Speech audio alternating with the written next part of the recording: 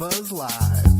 Buzz, buzz, buzz, buzz, buzz, buzz. It's Blake's Buzz Live. Buzz, buzz, buzz, buzz, buzz, buzz. It's Blake's Buzz Live. More, hate less, read comics. It's Blake's Buzz Live. Buzz, buzz, babies. Buzz, buzz, babies. We're live and in the house. It's Blake's Buzz, episode 13. I've got some awesome folk with me tonight with some awesome comics. We're going to talk about them with some awesome listeners. I'm going to see how many times we're playing a drinking game tonight. Every time I say awesome, you got to do a shot. None of us are going to make it out alive. It's going to be okay. It's going to be fun. I'm going to go around in the circle. Ben, you're the first. Benjamin Morse is he draws with a fucking mouse, guys. Like that's all. Like, he's so good, and he draws with his mouse. It's insane. His art, it gets better and better too. The new short he sent me is looking real tasty. 10 pages wasn't enough, man. So Ben's here to talk Project Big Hype, which we'll get into. He's also crazy enough to come on this show twice, which is like, thank you. I appreciate you putting up with me again. How you doing tonight, bud? Pretty good. Yeah, so we have Project Big Hype. I have a story in, which is in pre-launch now, and it's going to launch on the 29th of June. The 29th? Okay. And also my comic from Red 5, August, Purgatory Underground, is in previews now. It's coming out from Red 5 Comics, so that's one where you have to bug your local comic book shop to order an untested character from a smaller publisher, and hopefully we'll get that out in the stores pretty soon. And it'll be out, I think, August 24th, but it's in previews now until probably mid-July. Okay, so you switched up the publishers. Yeah. I was with another publisher. Things got delayed with the pandemic. The book's done. It's been done since July 2020, and found another publisher for it after the first publisher, kind of went our separate ways. So Red 5 reached out. They were a great fit. They were actually someone I had submitted August Purgatory Underground to initially and never heard back. But we got in touch after my other comic, We Are Scarlet Twilight, came out. And so it's in previews now, ready to order. And should be out in stores late August. That is exciting. We'll talk about that more too as the night goes on. I didn't realize you switched up the publishers. That's cool. I don't want to get too into that because we kind of beat that dead horse online. Yeah. But that's cool. We're in the intros here. And then next up, we've got Oscar Garza with 5 Meats. What's up, everybody? Dude? Hilarious comic you got going on. I love dick jokes and cock jokes, and I mean, I guess dicks and cocks are the same. Actually, that's true. There's peepees, there's dicks, and there's cocks, right? There's like 3 levels of wang. I feel like. Yeah, I don't know if all dicks are cocks. This conversation took a left turn. Oops. Sorry. But so you have your own 5 Meats press, and you've got a really interesting comic that is now finding a new home and hopefully a new audience or a wider audience, I guess, with Scout's new imprint. What you want to tell us about that and how you're just rock starring it up all over the place? Yeah, man. Thanks for having me, by the way. And real quick before I get started, Benjamin, how do you get the mouse's little paws to hold a pencil? Lots of training. Cheese. I mean, you gotta have a lot of variety of cheeses so they understand how to do different things. I didn't want to assume it was cheese, but it's cheese. Dude, it's always cheese. It's always cheese. A nice Gouda is thick inks like Chick Stone. You go with some other stuff, they mix it up. It's cool. I can't leave it. Anyways, yeah, okay. So me and my writing partner, who's not here right now, Rolando Equivel, we have been writing this comic called Mashbone Grifty for quite a while now. Came up with characters many years ago, and we've been selling this thing out of the trunk of our car basically for the past couple of years. It's about 2 dummies who haven't done anything with their lives, and they decide one day to just become protectors of their city, if you will. They decide to become freelance, untrained, amateur private detectives. And the problem is that they're in a city that needs a lot of help, and they're in way over their heads on day one. and hilarity ensues. And if as you could tell from the little comment we made earlier about cocks and dicks, it is immature. It's a mature reader's title, or immature reader, Immature, if you mature. will. It's hard saying it's actually mature, but yeah, we got a nice little underground, following with our book, and then next thing you know, we're talking to Scout, which was pretty awesome. And this line is really exciting. I mean, like I guess all I really have to go off of is the titles and like what you've shown me. But I'm super stoked. There's like a couple anthologies in the works. There's like, looks like some horror stuff going on. Like, absolutely. So Scout's trying this really great thing right now, which is they're going to give an imprint to all Latinx titles. Things that might be overlooked or maybe be, kind of spooky because they're not like the norm, the quote unquote the norm. So it's an all Latinx imprint. We're the first ones out the gate in debuting at San Diego Comic-Con, and there's a lot of other really good ones that are going to come out. Some of them, I'll be honest, I haven't been able to like look at them, getting any sneak peeks, but what I've heard about them sounds fantastic. Oh man, I thought you were going to give us a scoop. No, I'm kidding. No, I'm not. We're not there yet. Maybe if we get, we're the guinea pigs, man. We're right out the gate. So once we get out there, we got to open the floodgates or whatever and let everybody else run through. So are you the first ones? Yep. Mm-hmm. Be nervous? No. Yes. Nervous, but at the same time, like you've already you've got an audience, like you said. People know your. Our book is about a couple nobodies who are faking it till they make it. It's kind of autobiographical. Are we nervous that we are going to be on a panel at San Diego Comic-Con?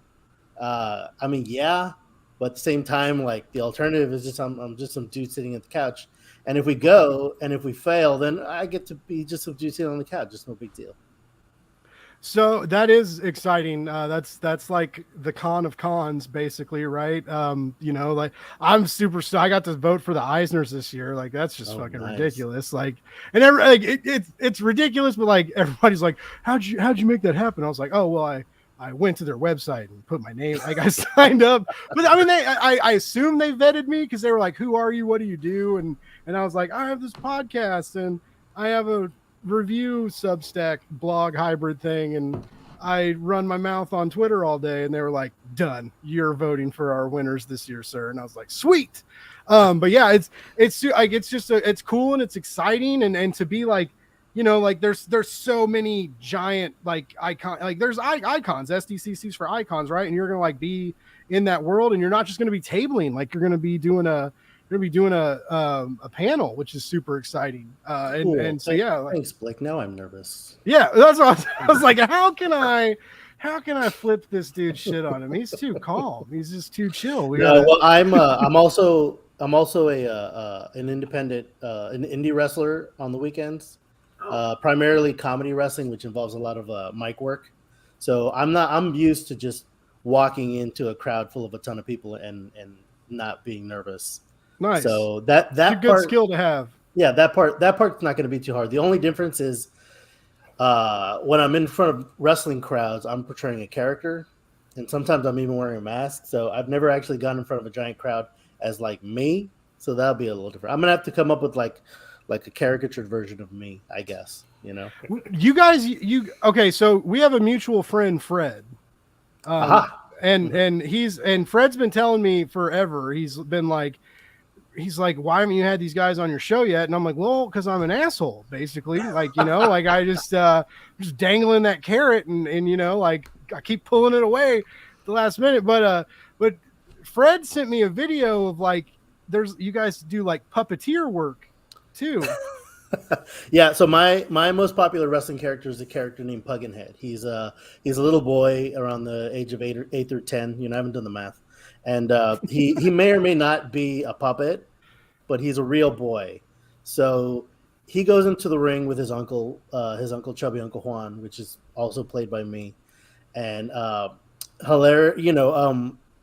people wrestle the boy. I'm ringside while they're wrestling the boy. but I'm the one making him move, and it's hard to describe. I can see the other guys kind of glazing like a over. Scarface What the situation. hell is this guy talking about?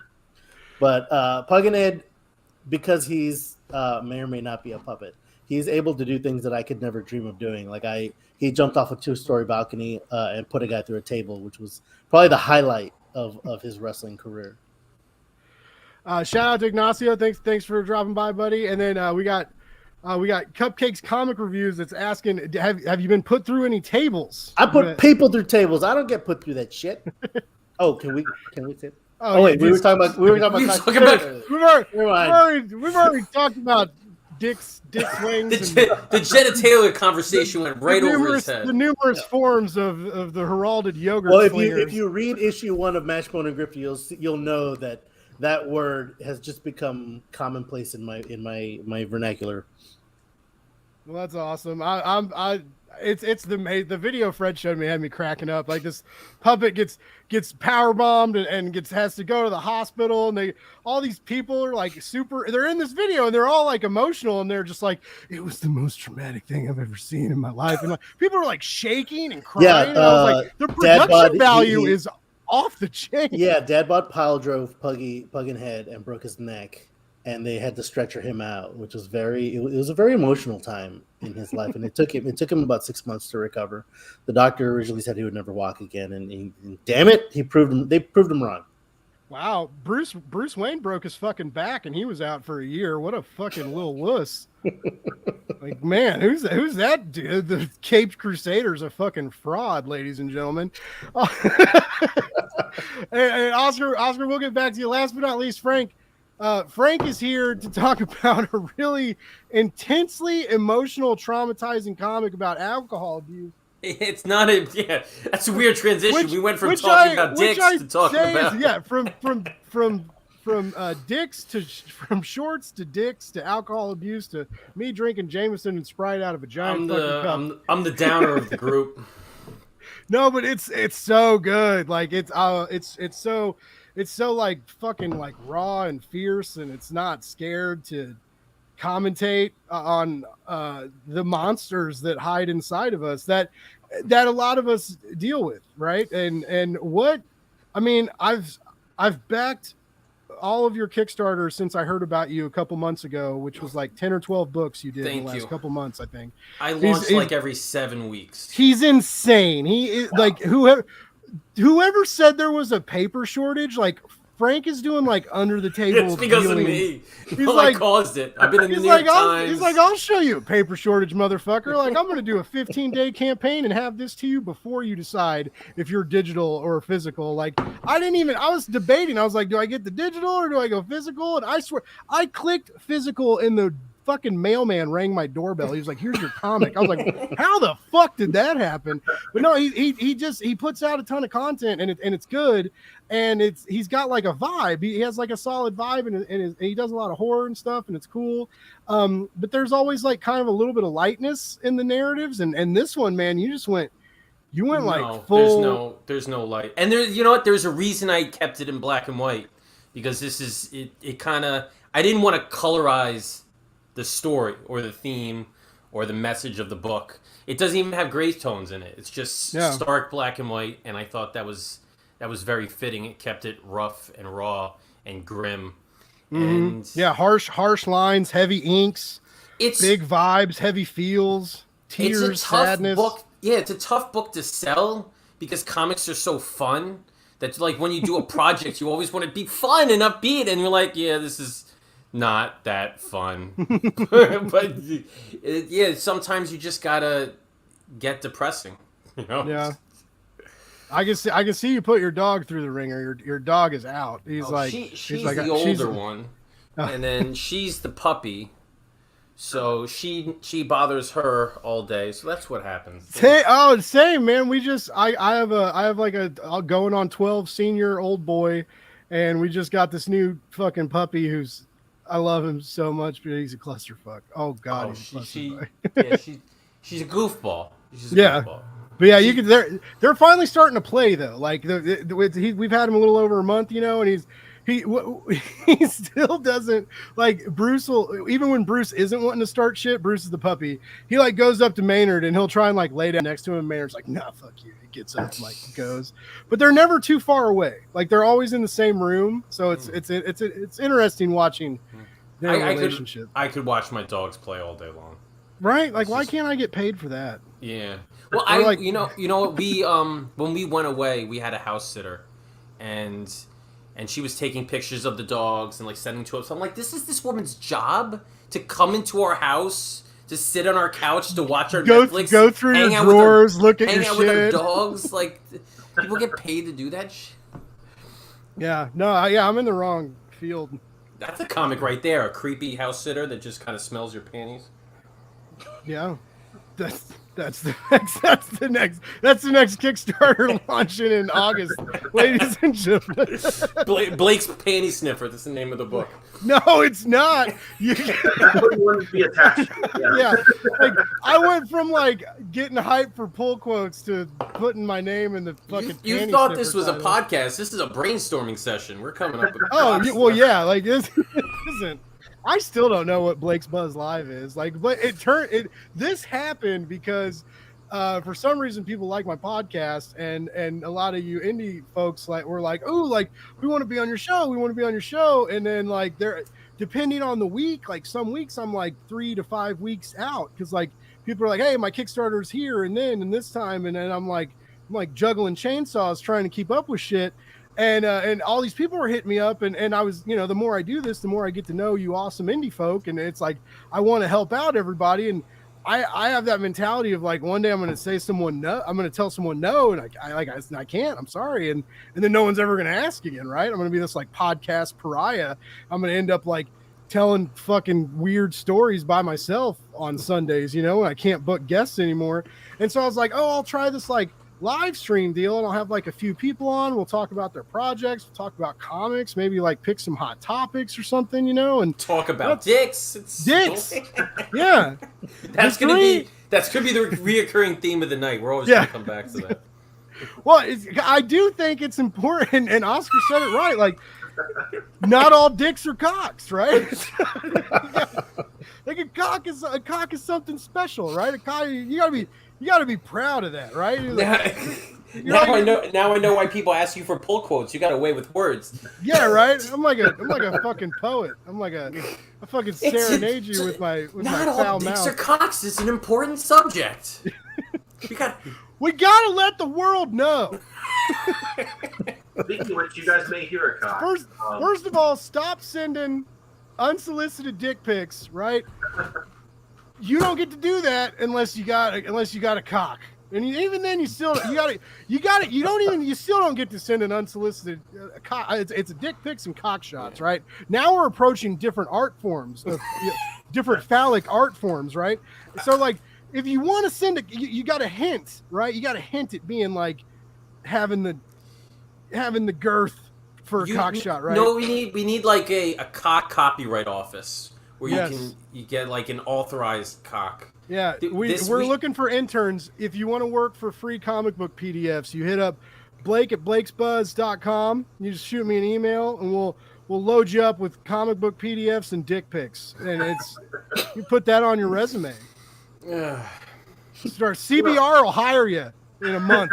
I think collar in advance. Our rooster, our cock, is we have a collar on him. It's a little bow tie. Supposed to keep him from crowing, but he's been really worked up lately. He's figured out how to get it off. So you're probably at some point going to hear him. I'm ecstatic. I'm so ready. Like he's about 40 feet outside. So there's a literal thing as a cock cage. It's not like just for your junk or your manhood. You could put it on an actual bird. A rooster. We have 11 chickens. We actually just lost one this week. We were at 12, but the rooster is super loud. His name's Alice Cooper. I guess that's appropriate. But you put this collar on him, and it's supposed to constrict the crowing. But no, he somehow figures out how to get it off. And any time of night, 11 o'clock. I've heard him at 2. I've heard him at 3. Oh no! He yells his head off about 4 times, and then he stops. Well, I mean, you can only constrict a cock for so long No, you can't. It's before it needs to let kind of like a loose. ring. You know? Yes. It's like that Instapot valve, right? Like if the pressure builds too high, the valve's going to switch over. It's going to blow steam all over your cabinet. I think we could keep this going for a solid hour. that was my plan. I actually didn't read any of your guys' comments, and I was like, I don't know what we're going to do. I'm going to talk about dicks and. It was going to be. Well, yeah, you're talking about dicks and cocks. Yeah, dicks and cocks. I mean, Mashbone and Grifty #1 goes. It's 48 pages of dick and cock. So. Well, this is a good phallic transition because I love your three. There's three. Live your life by 3 simple rules, ladies and gentlemen. All right, Break it down. Never turn your back on an angry cock. All right. Number 2, never handle too many cocks at a time. And rule number 3, never fall in love. That Never killed me. I mean, like, on my lunch break, hating my job, irritated as shit, stressing out, waiting to hear an update on my dad who's having heart surgery. And then I read that and just fucking lost it. I was just like, that's it. That's it. Well, it sounds like you read our book at the perfect time. It did. The absolute perfect time. It fit into the crevice of my day, I guess we could say. It's pretty good at fitting into various, stees or crevice. Yes. We fit right in there. And it's not an easy fit, sometimes it can be a little forced. We try not to force it. Yeah. But of course I'm referring to our comedy. But sometimes it just feels right, It's I love the shtick of it, right? It's like I'm probably totally just didn't use that word right, but I don't care anymore. But you have this really interesting vibe of like anti-noir. Is that what this is? Like, if you really want to it's like anti-noir, but it's very funny. It's very rich and vibrant and intriguing, and it has really fun characters that just like you tell us like right off the bat, like there's on the first page before your guys' names appear in the comic, you have your 2 character profiles, and we learn about our 2 characters and how they both want to be this like 80s knockoff action movie, right? And they both want to like live in this world and be like a private detective who's too terrified to do anything, and then and then an adventurer who just is going to be along for the ride. It's got a really good like Archer and Armstrong vibe, but all wildly different, right? It's not Archer and Armstrong at all, but it's just like this fun, raunchy, nasty, goofy buddy cop narrative, which is like just awesome, and I love the art. I love the art and colors. It's so fun. It's very very animated and very on vibe and with the mood of the narrative and the dialogue.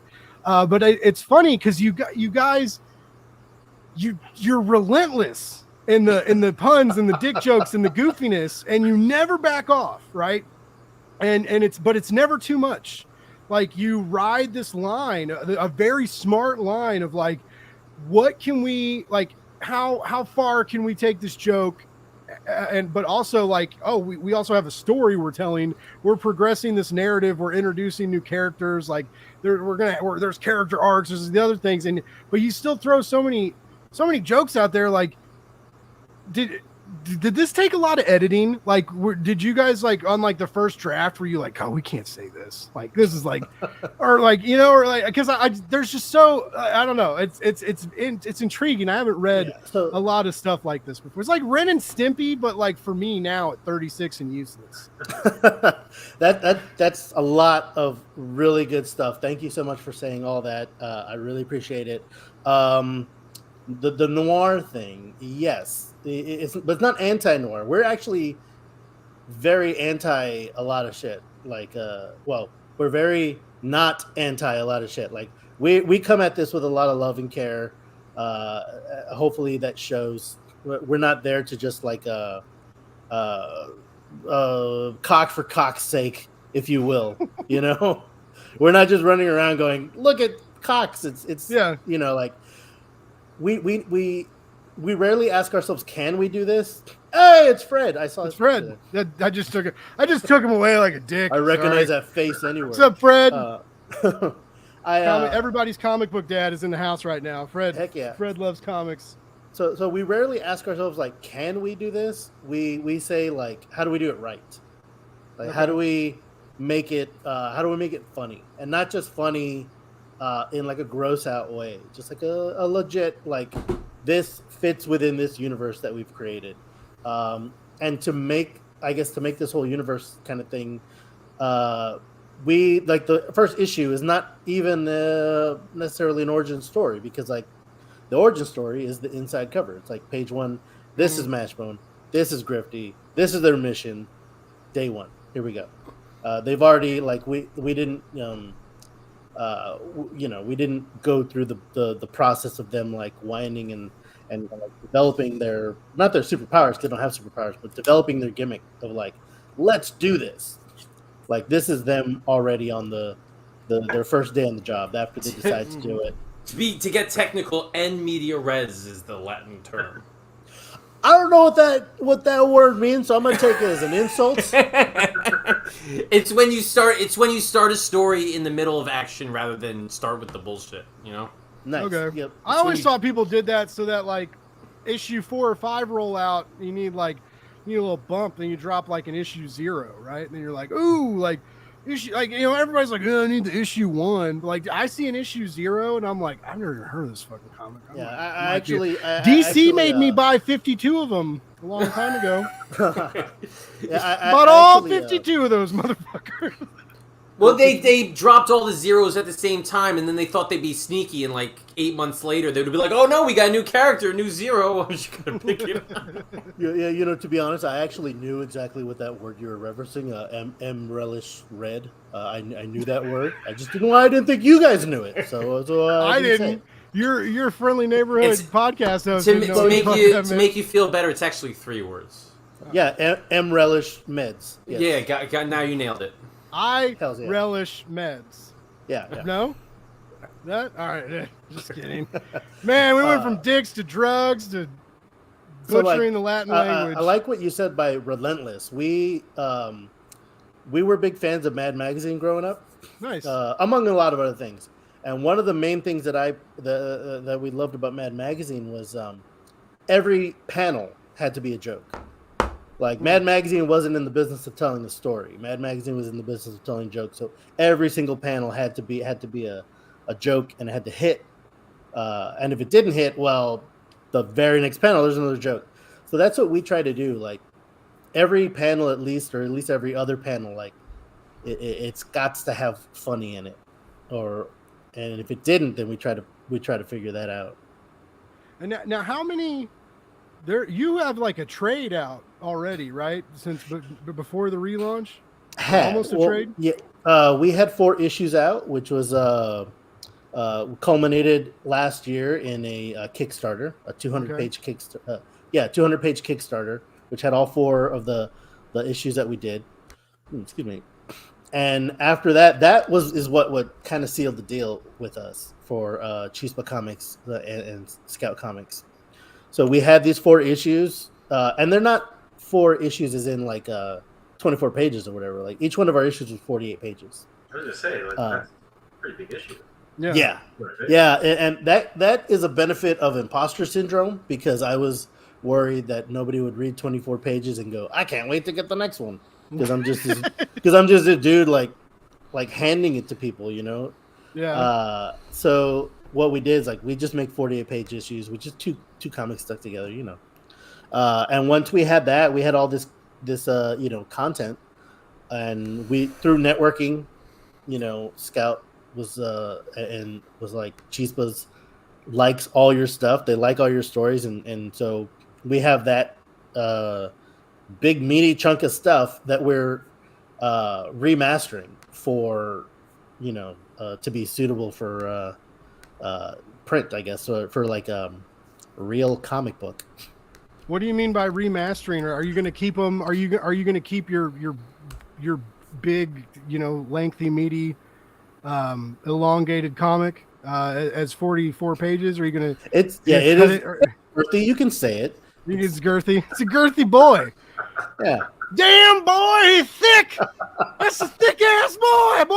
Anyway, it could. Okay. I watch too many TikTok videos. I'm short sure. Graphic that explodes on screen every time we make a dick comic or something. Short answer, yes. Is at San Diego Comic-Con we're debuting our Ash Can. Okay. Which is 24 pages, which is the one I sent you. Mm-hmm. And so that's going to be ready to go at San Diego Comic-Con. And then at New York Comic-Con, we're selling book 1. And book 1 is it's 100 pages. Oh, wow. So our deal is we're going to release 2 books a year, and every book is going to be 100 pages. Shit. Yeah. And that's so that's a trade. That's not an issue. It's a trade, man. They were like, that's know what? That's longer than the Reckless. Chispa Comics looked at our size and our girth and our meatiness and said, "We don't want to lose that. You can't lose that because they feel it might not penetrate the audience as well as normally because they got hit with it." and they want that same hit for mass audience. Well, that's cool. So Scout is going to be dropping through Chispa. They're going to do 100-page issues twice a year. Twice a year. Mm-hmm. Man. And so and we have a nice cult following, a very passionate following, but it's also a very tiny following. But I also want to reward them. So what we're doing is we're not releasing the ones that we already made. We're not completely releasing those first. We're releasing 2 of them this year. Next year, it's an all new story. Oh, cool! And then after that is another story that we've already made plus a new one. And the next time, it's a new story plus one that we've released. So it, for someone who's never read it, it's no big deal. But for some people who have read our stuff. And also, since I'm polishing and remastering it, some of the, I'm an artist, so there's a couple pictures in there I kind of poo-poo on, and so I'm unpoo-pooing them. I'm redoing them. Okay. So as the old saying goes, you're not just blowing your whole load in one instance here. You're gonna release it a couple times. I really had to stretch for that one. I'm sorry, but I like that it's gonna come. It's gonna come. Well, that was accidental. It's gonna come twice a year. You don't want an accidental come. You don't want, no. But I like that we're getting to talk about new arcs. The long stupid story joke. Me trying to be funny. Long story short, I'm really excited that you guys you're working on new material because I am excited for it. I am very much a sucker for and it's Ed Brubaker's fault. Ed Brubaker made me a sucker for the private eye noir, right? And the weird partnerships and the dark corners and the seedy bars and all the shit that the crazy rides he takes us on. And I've never read a comical spin on that, right? I'm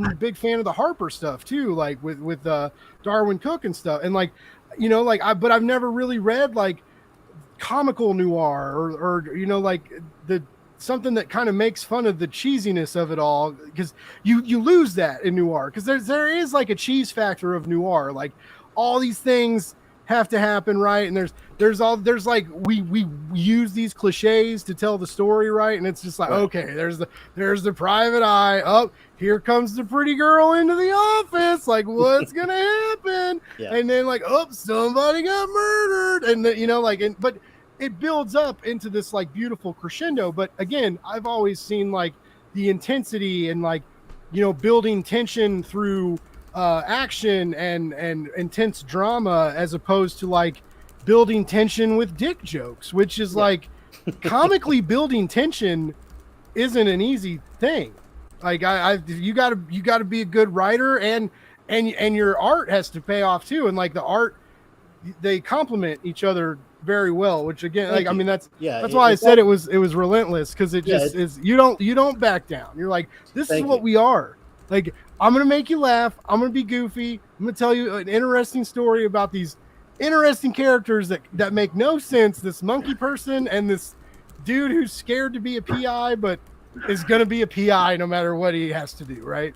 And Yeah, it's just it works. It works very well. It's all it's you use the word complimentary. It's all complimentary. I mean, me and my writing partner Rolando, we've known each other since the 7th grade, and we just gel. We've known each other so long that our stuff really complements each other, and he knows when he writes something just like fucking wacky.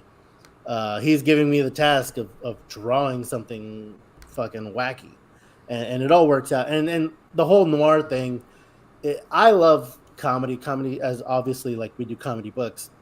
I can really appreciate the comedy in when people are trying to be serious sometimes. Mm-hmm. Like that movie, The Batman, that came out. You know the scene where they're like interrogating the Penguin? That was the funniest scene in a movie I've seen in like a decade. It was a hilarious scene. They're just going back and forth, and I'm shocked that nobody threw out a "nya." You know, it was just so goofy. I laughed out loud and probably pissed somebody off in the theater during that scene. You know what's funny? I did the same thing, except when I saw Joker. It made me like so anxious and weird. And I saw it at midnight, opening night, right? Because I used to like have to go see movies at midnight. I used to till like, COVID poisoned the air and shit. And then like I was like, I don't really need to go to movie theaters all the time, I guess. But that's a different story. But anyway, I used to go to those late night showings all the time. I get off work at 7:00, right? And you don't want to like get off work and go right to a 2-hour movie, right? You need like a work cool down time, and then maybe eat, or like go to 7-Eleven and buy some snacks and like smuggle them in, because I just love smuggling shit into movie theaters. It makes me feel alive. But like in the Joker, there was like so many intense, creepy, like unnerving moments, and there was a couple times where like I didn't know what to do but laugh. And so like these like terrible scenes are happening in the Joker, and I'm like one of like 12 people in this giant movie theater, and I'm like and then I was like froze. I was like oh my god, I laughed at a bad part. Or like when he got into the refrigerator, like I belly laughed. Like I was just like, oh my god. And like these people turned around and looked at me like, who's this monster in the movie theater laughing at this man's trauma? Also the scene where Batman he eats shit. He's like flying, and then he falls. Yeah. He bit it hard. I'm pretty sure like that. Nobody can convince me otherwise that what was the guy, Matt Reeves, right? Yeah. That he desperately wants to make a comedic Batman movie, and they won't let him. Like, that's my Snyder cut right there. Like, let him do something funny. Like, he desperately wants to do it. He snuck some stuff in. The interrogation scene is comedy gold. It's so funny. I want to see another funny Batman movie. Yeah, that was a great moment in that movie when Colin Farrell is like, you two genius detectives don't know Spanish. Like, yeah, it's a fucking bat. Oh yeah, Batman's actually a terrible detective in that movie. He doesn't really do anything. He has a lot in common with Mashbone and Grifty. He doesn't do jack in his own movie. He just fumbles around, and everybody else does the work. There was a lot of critiques flying around Twitter of being like, "This isn't a detective movie." Like, I don't know. Adam West would have solved that shit in 20 minutes. Right? Yeah. Yeah. He's got the carpeting tool in his hand, and some random police officer's like, I know what that is. Yeah. Well, that's good. Like, so you and Matt Reeves are like, I mean, you're working in tandem, basically. Like, both of you guys have the same kind of idea. Except I'm free to do what I want. I can do. Yeah, you're not a corporate Hollywood slave. Sucks Not for yet. you, Matt Reeves. Not yet, man. Give me that money, please. Yeah, get that. Scouts been getting. I got no deals, shame, man. Yeah, no man. There's Scout. I know a lot of Scout titles keep getting picked up, so Scout's a good place to be right now. That. Yeah, don't think I have not noticed that. You were like you are falling into my trap here, Scout Comics. Well, that's awesome. And so what is the panel? What's the panel you're going to be on? The panel is talking all about Chispa Comics. So it's a Chispa panel, like it's going to be like you and the other creators there. Right now, it's just going to be Hector and David. Those are the two guys who are in charge of Chispa Comics. Okay.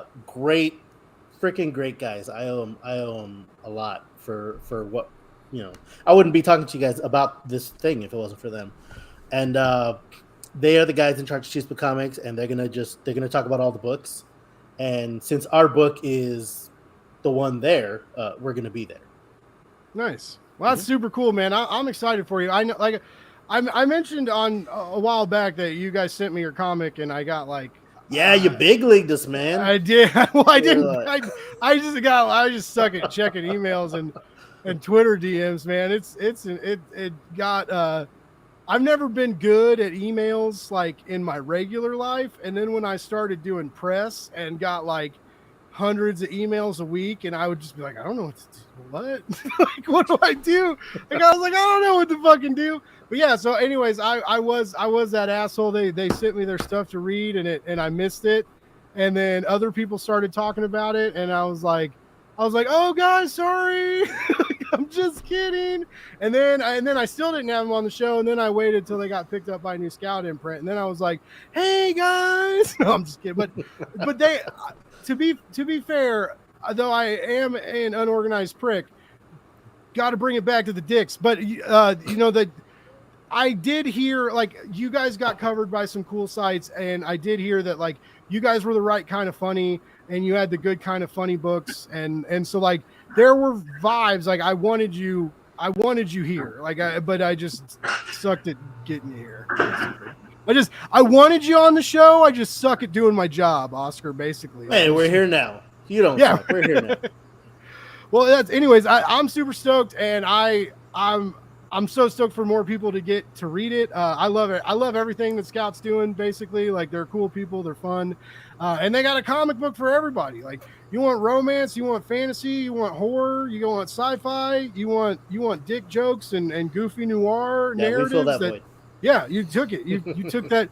Took that niche and you clam slammed it, baby. You hit it. God damn. That was a big deal for us when we first got this deal offered to us. I knew of Scout because they're like everywhere on Twitter. Like, I just keep hearing everybody talk about him at the time. So the first thing I did is I went down to the store. Shout out to Austin Books and Comics, and I bought like 10 Scout books, and I just read through them, and I was like, these. I don't want to say this in a bad way because this is in a good way. Like, these guys will print anything. Like, so long as it's good. They have a wide range of titles. Exactly. But what they don't have is really dumb shit like ours, and that's where Chispa comes in. Well, that's awesome. I'm excited, and I think it's like how's it like? Have you? I'm sure, like, when you were like hustling comics, like you've said, I've heard you say several times, like, you're selling comics out of the back of your car, right? And like, how's that like when you're like, oh, I'm at a con, or like maybe you tabled or maybe you didn't, and you're just trying to like network and try and get a handful of people to buy your books, to now you're gonna fucking go to SDCC and be on a panel. Like, what's that's got to be gnarly as fuck, right? It's pretty rad. Yeah, it is pretty fucking rad. Like, we've been hustling our asses for the past like 5 or 6 years on these books, and we spent our money on at tabling at conventions, only like ones that we can like drive to. Basically, we flew to like maybe 1 or 2 only, but basically what it was is we put our own money into printing like 30 issues of issue 1, and sold all that shit. And then the money we made there paid for more printings of issue 1, and then that paid for issue 2. And like, it was pretty cool that like we got to the point where we didn't spend money on printing because that was all the money we made off the book. And it just came to a head to where, like, after the Kickstarter, I kind of felt like, I think this is our limit. I think this is like we hit our peak. It's never going to get as high as this Kickstarter, because like, how do we go from here? Like, are we going to coast on this? And then that's when we got the call from Hector about Chispa Comics, and it all has to do with networking, not being a dick. Hey, there's my homies. that's a sneak peek to next month. Yeah, I love that you put them on the SDCC background. I love this. Yeah, thank you. So yeah. Yeah. Anyways, so I'm so happy for you, dude. You guys Thank you. It's good to see it's a trip, indie folks hustle and have it pay off. Yeah, Because I know I get in pouty ass moods a lot, where it's like sometimes you know if hard work pays off. Like that's what everybody tells you when you're a kid, right? They're like, you just go to school, go to college, work hard, it'll pay off, and then you'll get like a minivan with a bunch of little weirdos in it and a house in the suburbs. And that didn't happen to me. I had to steal the minivan, and then there weren't any little weirdos in it. Then I sold the minivan. No, I'm just kidding. I've never stolen a car. Yeah, it just comes down to liking what you do. And even if you don't get to a level that you want, then at least you're still liking what you do, Yeah. And just don't be a curmudgeon or a dick about it. A bad dick. Yeah. Don't be a bad dick. Don't be an asshole online. Don't be a creep. It's pretty easy. I feel like.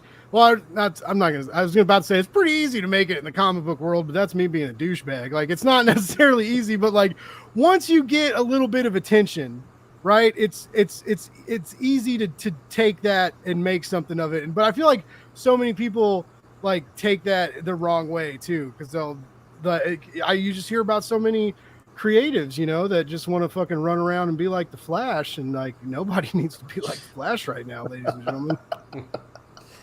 I'm sorry, but anyways, but yeah, so that's dope, and I'm excited for you, and I am excited to read more adventures because you made me laugh, man. You made me laugh on a rough day, and when you can do that, like that's what we're for, man. Seriously, that's what it's for.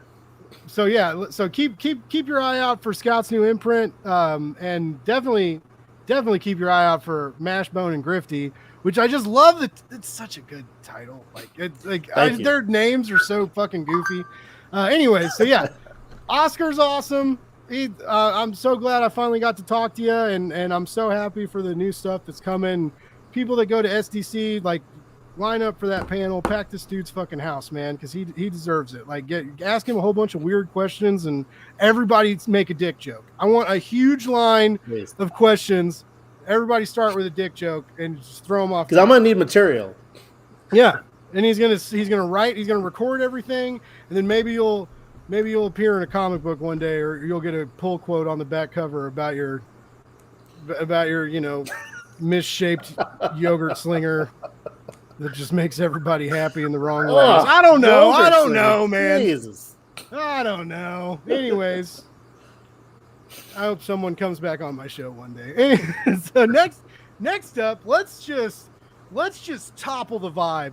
Let's just shake up the vibe, throw it in the garbage can, light it on fire, and let's get sad. Frank, let's get sad. Your new comic, Malady. It's not Malady. It's not Malady. It's not Malady. It's not about Robin of Sherwood Forest. It is so bothersome. All right, so ladies and It's gentlemen, so bothersome. So I'm a fan of like Frank's comics, right? Like I love backing his Kickstarters, and his volume is so impressive, and he works with really cool artists, and he fulfills his Kickstarters well. Like, I mean, you can't complain about this guy. Like, he brings his stuff to the table, and it's like farm to market, man. Like, he slaughters the pig, and then you have bacon the next day. Yeah, farm to market comics. But he hits me up, right? And I get really excited because I've wanted Frank on my show for a little bit, and he's like, hey, you read this new first of all, anytime anybody hits me up, they're like, this isn't out yet. Can you like read it and tell me what you think of it? And I'm like, why? Like, what? Like, okay, sure. Like, I'm sorry you wanted to do that to yourself. But so I read this comic, and like before, like I'm working, right? So I download it and have it for like after work. And Frank like sends me a couple messages throughout the day, and he's like, it's really fucked up. I just want you to know that. And I was like, okay. And then like a couple more hours later go by, and he's like, I just want you to know that this comic is not fun. Like, there's nothing fun about this comic. Like, and I was like, what the fuck am I about to read? Like, he sent me 2 warnings throughout the day. And then I read it, and yeah, it's heavy, right? It deals with addiction, and a lot of us have dealt with addiction in numerous ways or another, but you do it in a really fantastically violent and intriguing visual manner in the narrative. And like, where did this come from? Like, what popped in your head? First off, the reason I did that is because I feel like I have to put a warning to anybody that wants to read this book. It's not a book that you'll pick up off the shelves and just start reading, because you'll be like, what the hell is this? It needs to come with a warning, like, this is not a typical book. You don't read this if you want to be in a good mood, you know? And the basic idea of the book is every time the guy drinks, he becomes more and more monstrous. So he's a little monstrous by the beginning, he becomes really monstrous by the end. But us as the reader are the only people that can see him transform into this monster. So basically he goes about his day and everybody reacts to him as if he's a normal person. So they don't really comment on his monstrous form, but it makes for really interesting moments. Like, he's in a bar and he's drinking and he's this monster and he mouths off to some people and they kick the shit out of him. So it's kind of like this. They don't acknowledge his monster form, but eventually it kind of gets the better of him and it ends in climactic fashion. Yeah, yes, it does. It ends very intensely. I love this. I'm gonna bring this up. Ignacio says, does Frank's comic come inside a black poly bag? And fuck no, it doesn't. This is Kickstarter. All right, that shit costs money and takes time, Ignacio. When I was thinking about like weird rewards, I was kind of thinking of, well, it's an alcoholic book, so maybe a bottle opener? I'm like, maybe that's not the right message to send. I'm like, that's not gonna a bottle. That would have been sweet. I thought you were going to just come straight out for booze. You see, like a little I could do that with too. Some alcohol in it. I mean, because I was thinking of Hedrick's Caffeinated Hearts, right? And he sent like the coffee. You got like the 1 cup or the pot of coffee that he mailed sealed with. And I was like, so when you brought that up, I was like, oh yeah, like send us like a little bottle of whiskey. Yeah, sure. Here, get drunk and read a book about a wino. That'll work out well. Wait for your horns to grow in. Full experience. This book actually came from a weird thing. I wanted to write about addiction, and I approached it from a sci-fi bent. And I wrote 2 scripts. It was a 2-part story, and I sent it out to people to read, and I got terrible feedback. So really? then I completely scrapped. I didn't get terrible feedback, but it was the message I was trying to convey wasn't working. So instead, I got rid of this 2-part story, the scripts that I had written, and I started from scratch, and I took a horror vibe to it instead, and Malady was the result. I'd like to point out what this really intriguing blog said. Malady isn't just a comic. It's a dark path leading its audience towards a melancholic disaster. The universality is the true horror that haunts you long after finishing this tale. Like, that's fucking poetry. I just want to throw that. Yeah. Who's that? Blake's Buzz. Hey, that's weird. I said that. That's crazy. But no, I love this art.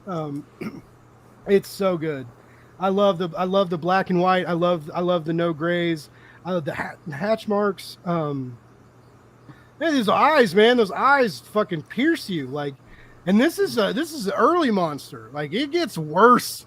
Like it gets like visually disturbing as you watch this person's just both his physical appearance and his the way he conducts himself. Really, it's very heartbreaking. You don't have a lot of time here, right? So it's a one-shot comic, and you get tossed into a really big mix of ordeals, of like, losing your job, losing your family, losing the respect of the people that you love, losing the respect of the people around you. There was this really heartbreaking line where he finally he's at like an AA meeting, and someone mentions that like it's not that like I drink to feel better, it's I drink to feel like me. And I was like, that rocked me pretty hard, just because like I don't know, like alcohol's always been a big part of my life. Like my dad was a bartender when I was younger, and I was just exposed to that service lifestyle basically. And I worked in a bar for 7 years. I had a blast. I almost died because I was an idiot. But I went through that. Like I lost that job and it saved my life. Like no shit. Like I tell people like me losing my job and me getting back into comic books hardcore like really made me get my shit together, because I was coming into a point where I was like, dude, if you spend all this money in a weekend, you can't buy a comic book later, right? And then I was like, I had to be like, well, maybe I won't go out Friday, Saturday, and Sunday, right? Maybe I'll like stay home one day, buy some books, and read them.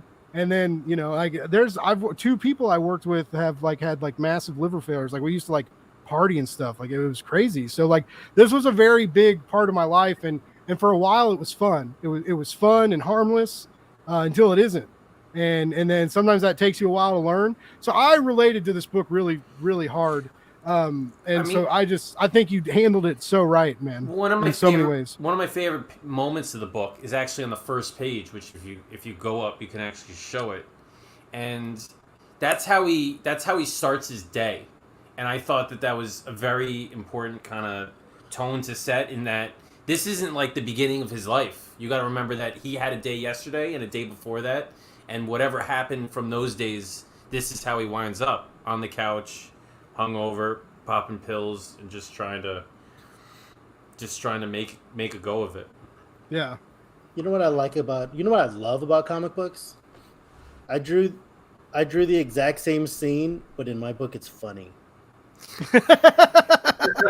You do, yeah. They also have alcohol problems. They have like the and in our Kickstarter we gave out coasters. Oh no! Ooh, coasters are a good one too. Coaster would have been a good one. That's a great idea. Coasters and bottle openers. Yeah. I'm a sucker for bookmarks. I have so many bookmarks that like I keep them in a bag. I keep all my Kickstarter shit in bags now. It's like I back a lot of the like magnetic press Kickstarters. They all come with like 12 prints. I'm like, what the fuck am I going to do with all these things? Bookmarks are good because they're cheap. They don't cost that much to print. So it's like, hey, you get something extra.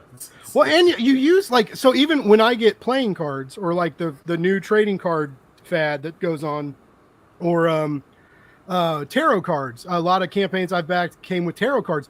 All I ever use them for is bookmarks. Like I read multiple books at the same time because I think my brain isn't great anymore, but I have a hard time like binging stuff. So like if I'm reading an omnibus, like I'll read a few hundred pages and I have to take a break, or like I'll get something new and shiny in the mail and get distracted. So like I'm always have like a lot of books that I'm currently reading, and so I need a lot of bookmarks. But yeah, so I love all that shit. Just like I love bookmarks. So like I would just like to say that every 5 Meets Comics Mashbone Grifty bookmark comes with the 5 Meets Indie Comics code. Oh, the Indie Comics code is maybe it's good, maybe it ain't. I still remember being That's a a kid guarantee. And finding out about the real comics code, because my dad didn't know about it, so he was like letting me buy these like adult Dark Horse comics and shit, and like Violator with like body parts on the cover, and like that like Capullo and Moore wrote and shit. Like that was one of the first comics I got like going into a comic book store, and my dad was like, yeah, whatever, I don't give a shit. And he didn't really know. He said he didn't know, but there's like intestines like on the ground on the cover, like it was letting you know what it was. But then like one day, like I'm picking out, I love the Alien movies, and my dad showed me that when I was a little kid. And so I found the Alien comics and I was trying to buy them. And the clerk was like, yeah, like for kids, they usually need this little code on them. Otherwise they're going to have like bad words and bad stuff in it. My dad was like, oh, you can't get this. And I looked at that comic shop clerk like, fuck you, bro.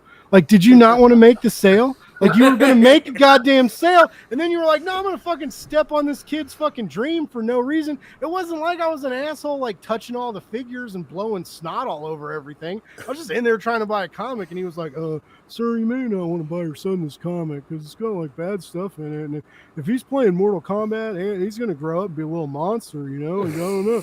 Like, fuck you, buddy. I still remember that. I'll never forget that. I don't know what his name was. I can't remember what he looked like. But I remember being in that store and him fucking shattering my dreams of reading some Alien comics. My parents were the exact opposite. They didn't give a shit about anything.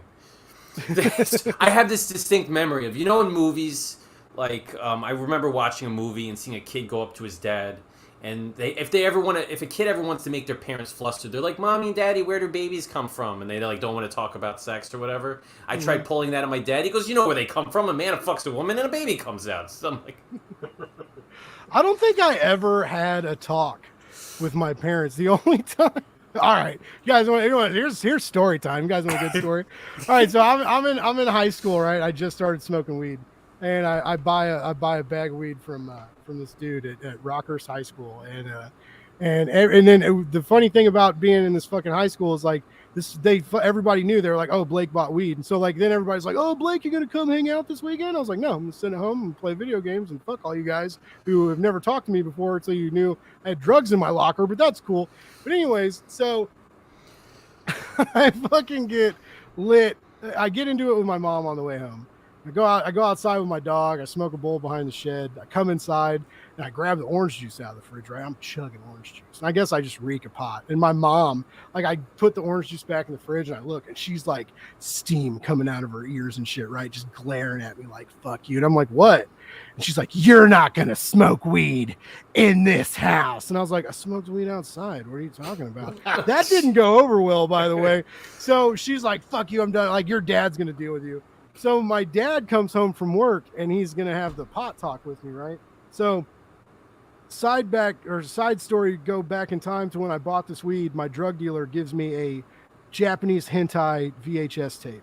And he says, get really high and watch this ridiculous Japanese cartoon porn. What was it, like a bonus? Like, yeah, he was like, buy 8 dime bags. We'll give you a freaking.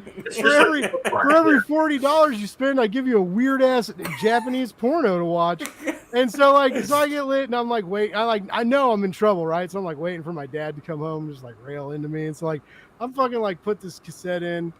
And I'm watching it and I'm like, what? I'm like, oh my God, like it is so weird. And it's about these like high school kids like bullying this one girl. And so my dad comes in to talk to me about drugs, right? And he smells more like weed than I did like before. And I'm like, he's ripped to shreds. And I'm like, really? Like you're gonna come into my room like reeking of weed to like talk to me about weed? Like, how's this gonna go? And I remember him being like, so your mom talked to me like you can't be fucking doing drugs, dude. I'm like, okay. And then everything stops and these girls like pull down this cartoon girl's panties and they're all like, look at her little pubes. And my dad like is like, what the fuck? And he looks at this TV and for about 25 minutes, like both of us are high as fuck watching this fucking hentai when I'm supposed to be like getting in trouble for drugs, right? And then like 20 minutes later, he's like, what the fuck? He's like, did you buy a bunch or just like a joint? And of course I lied. I bought a joint. I smoked it. It's gone. I'm sorry. And he's like, oh, yeah, don't do that again. He left. And I was like, what the fuck just happened? So yeah, that was my story about drugs and addiction. You just inspired me to remake this comic, except he's a pothead instead of an alcoholic. What would he turn into? I don't know. I gotta brainstorm like on Yoda. He just gets like shorter and his ears grow bigger as the fucking. And instead of getting all angry at people, he's just like, yeah, man, whatever. Fuck you. I'm sorry. His boss is like, hey, I caught you smoking behind the dumpster again. He's like, boss, I'm sorry, man. You want to join me next time? Yeah, you want to like come out there? I got this Japanese cartoon porn we can watch in the break room. I write the comics for you guys. You guys come on my show, and I'm here with like all the inspiration you could ever want. I joke, but for real, like Malady is so intense, and I haven't read a comic. I fucking love tension, like narrative tension. In novels and stuff, like I always geeked out on it. I loved that in my like MFA program, like talking about developing tension and how to do that with your characters and have that like carry the plot and stuff. Always geeked out on that. And I love it even more in comics because like the art and the narrative and the dialogue, like all these elements are working together to produce tension to keep you like burning and turning these pages, right? And the tension is so it's the tension is so high in Malady. Like at sometimes you're like, I don't know if I can turn this page. Like your heart, like my heart's beating, you know, like I got like a lump in my gut. I'm like feeling bad about my own life and my own life decisions and shit. And I'm like putting myself in this narrative. Like, I'm like, man, am I a monster? Like, have people ever looked at me that way? And like, there's so much, it weighs very heavy on the reader. But again, like never enough to stop reading, never enough to like not finish it. But again, like another form of relentlessness in graphic narratives. And I commend you for doing that in such a great way. Thank you. That's a good selling point. So tense, it will give you an existential crisis. Yeah. Speaking of selling point, I'm having a little bit of crisis here. Maybe you can help me. I'm on the Kickstarter, and I'm about to click pledge. Oh, thank you. But there's a shopping cart with an X on it, and it says rewards aren't guaranteed, and it's very scary looking. And it says, and I have to click a box that says, I understand that rewards or reimbursements aren't guaranteed by the creator. Now, so Frank, can you please ease my heart and my soul and in front of Blake? I'm not going to do it. Blake's going to do it for me. Probably Fred. Will I get this book? You're gonna get first of all, look at Mr. Frank's stats here. We got 15 created and 171 backed, and Frank just made this profile last month. Fuck, I was so nervous. I clicked pledge. I already clicked it. But yeah, you'll get it. You'll get it fast, and you'll be You'll be very surprised. Man, speaking pledge, a bunch of confetti showed up, so that made me happy. Yeah. Simple minds. When you get to the confetti, you know you've got the good spot. So we're doing this awesome homage cover, which we can see a little bit of right here, it's fucking really gorgeous. Nice. This is the regular cover, which is also good. But yeah, I don't. You don't just have like a picture of the variant. Yeah, I do. They're further down. Oh, okay. They're not big.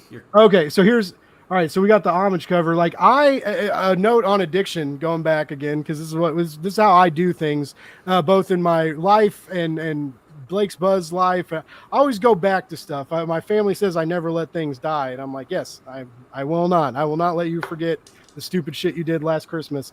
But anyway, I'm a recovering variant addict, and you're really making me want to pull that trigger. Like I've told myself, like, no more variants. Like, stop it. Like, my buddy always gives me shit. He's like, what are you going to do with them? You're going to like read it and put it in a box. I'm going to be like, yeah, but I'm going to know it's in that box. It's there. I'm always going to know. That's going to be in my mind. I've never done an homage cover before, but for this one, it just seemed like a no-brainer. It fit perfectly. I always had the idea. So he pulled it off perfectly. The thing about the homage cover though is that if you look at the Demon in the Bottle cover for Iron Man, you don't actually see Tony Stark himself. You only see the mirror. So it had to be tweaked a little bit so that you could actually see the guy's face.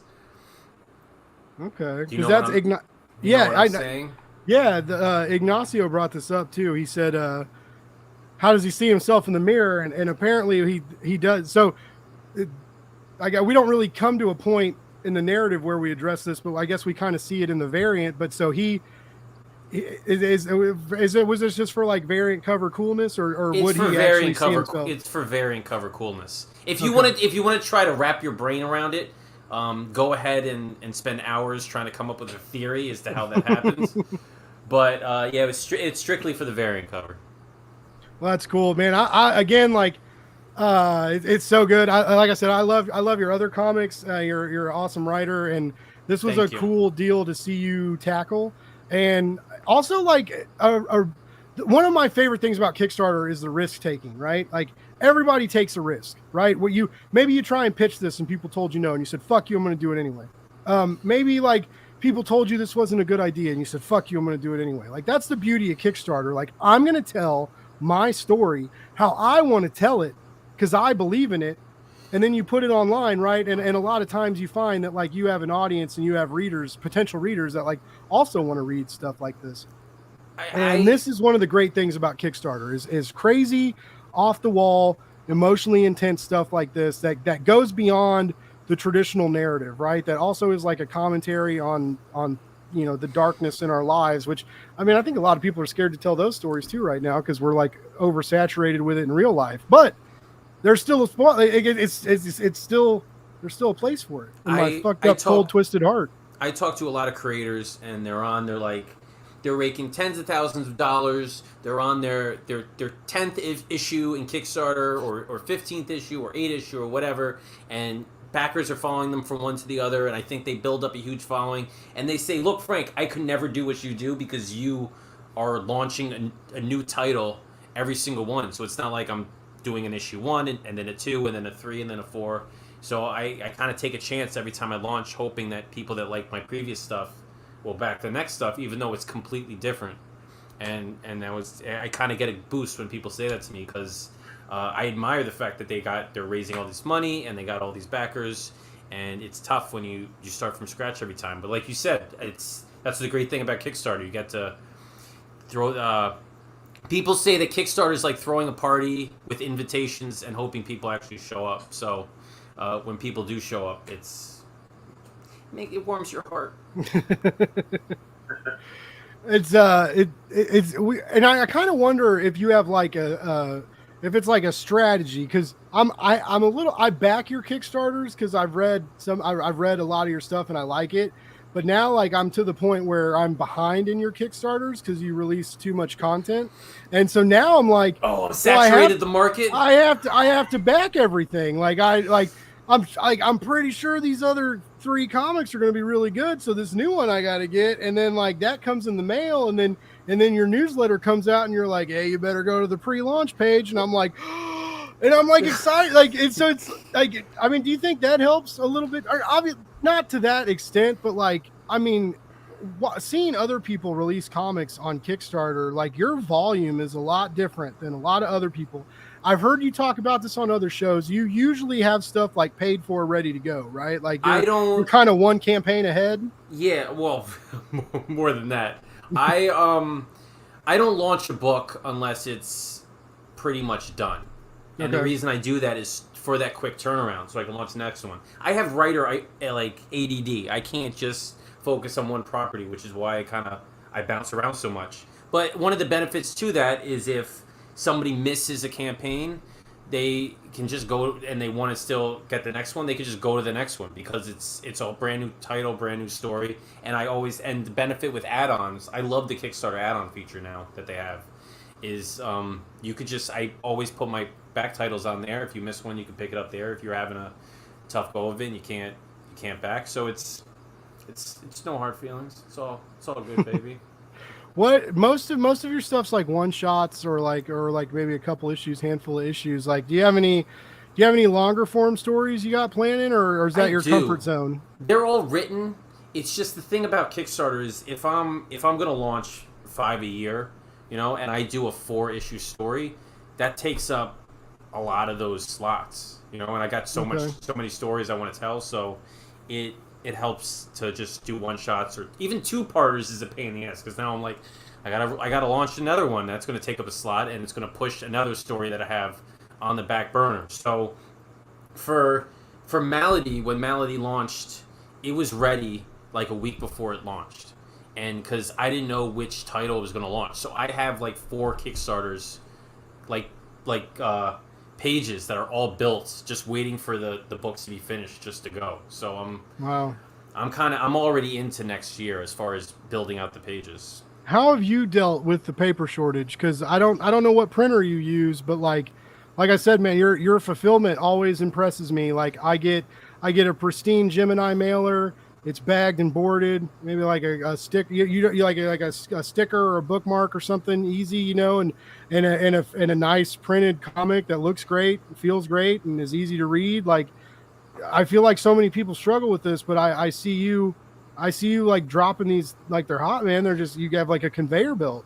I keep it simple, It's fun to do wild and crazy rewards and have a big campaign and stuff like that, but it complicates the fulfillment. So if I'm going to try to keep it simple and just have it like a assembly line, you gotta kind of keep it simple. The printer I've been using Comics Wellspring. Okay. They haven't mentioned anything to me about shortage of paper. I put in a print order and it's out the door. So that's I don't know. I've heard things about other people about shortage of paper. They're local, right? Wellspring? They're in Michigan.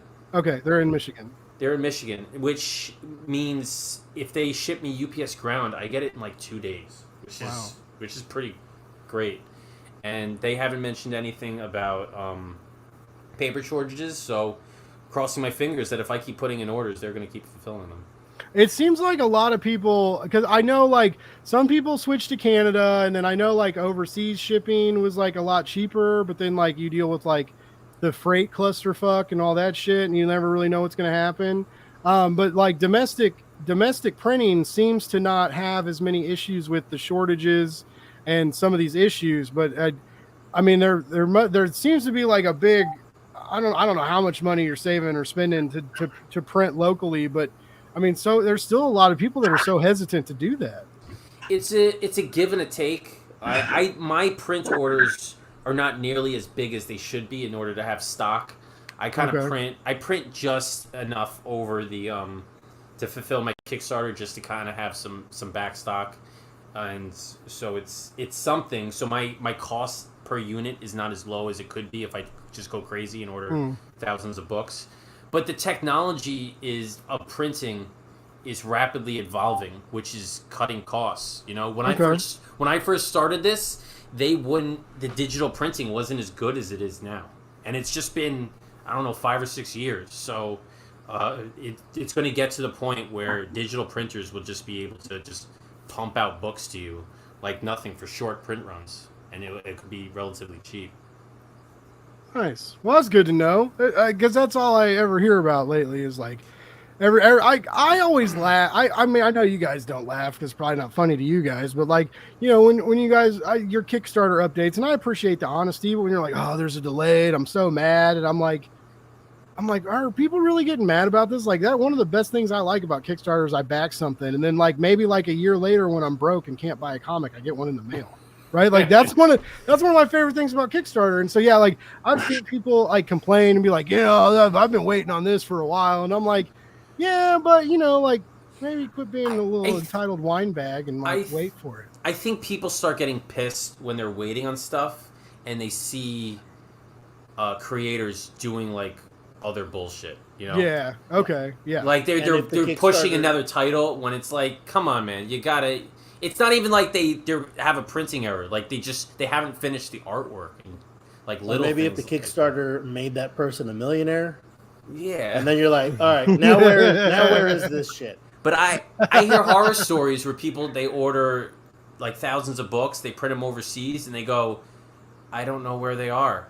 They're in some shipping container offshore, and customs like isn't giving me any information. Like, that's kind of scary, you know, because you pay for that shit up front, thousands of dollars, and it's just whoosh, just cross your fingers and hope it arrives on your doorstep.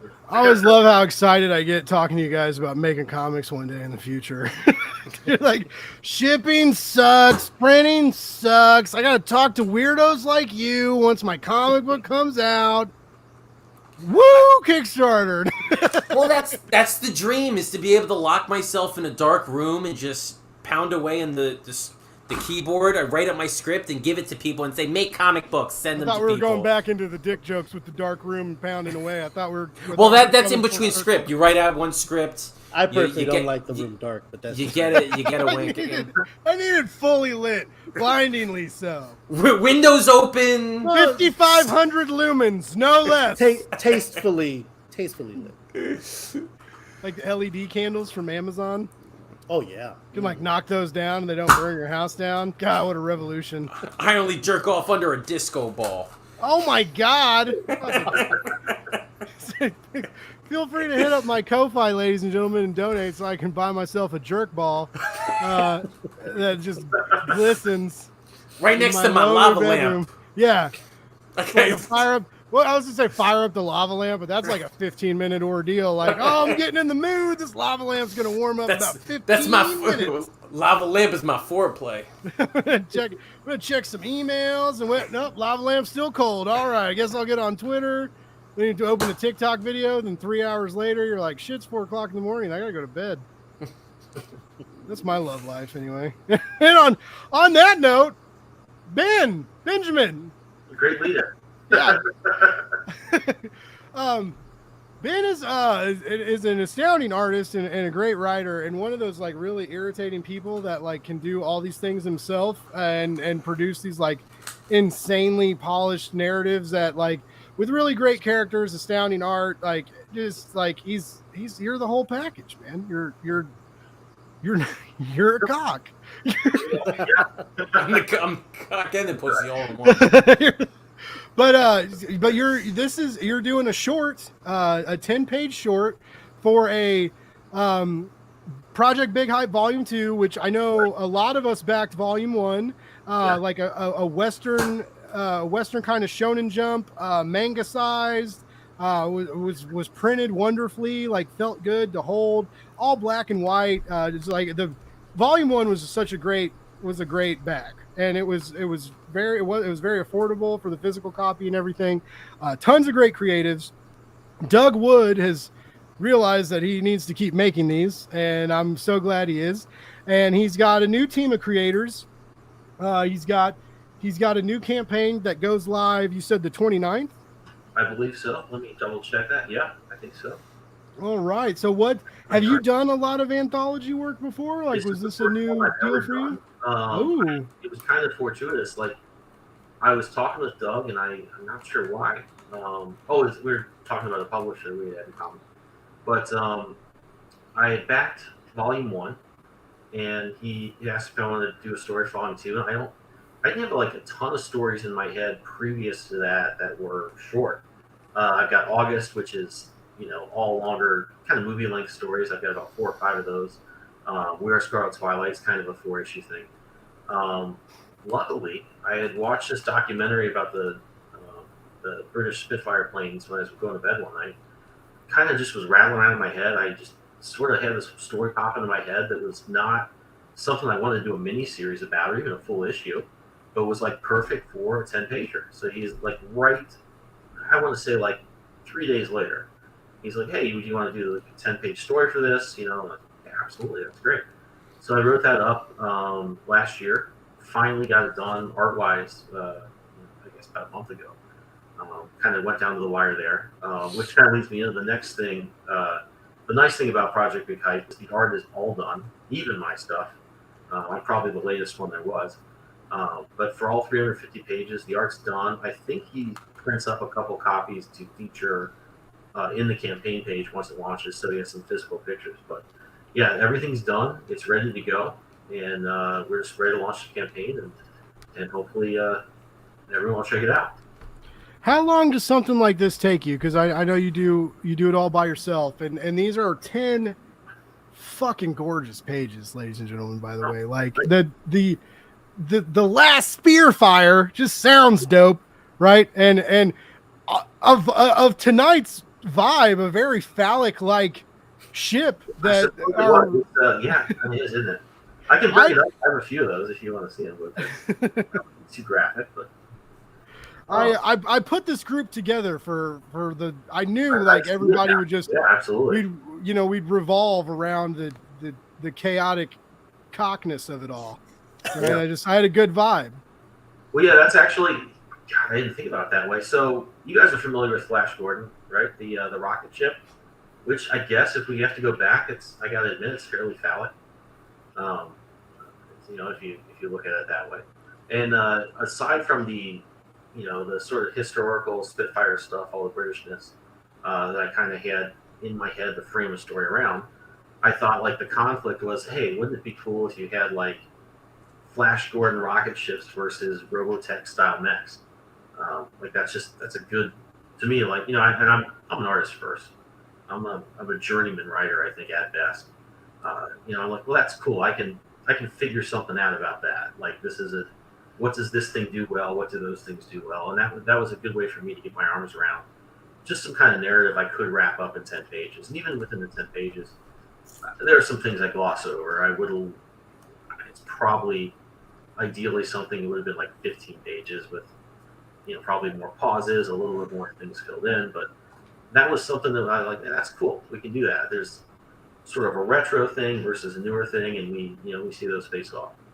But yeah, I guess now that I think about it, that is a fairly phallic ship. I kind of put the Spitfires and the Flash Gordon ships, more or less mashed them together with some other parts.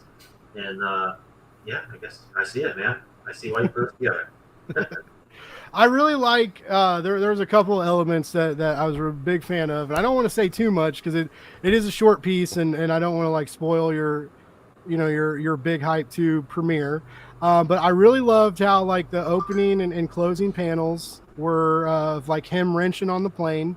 That he's like, he's not just a pilot, he's a mechanic, he's a man's man. He's like, he gets his hands dirty, right?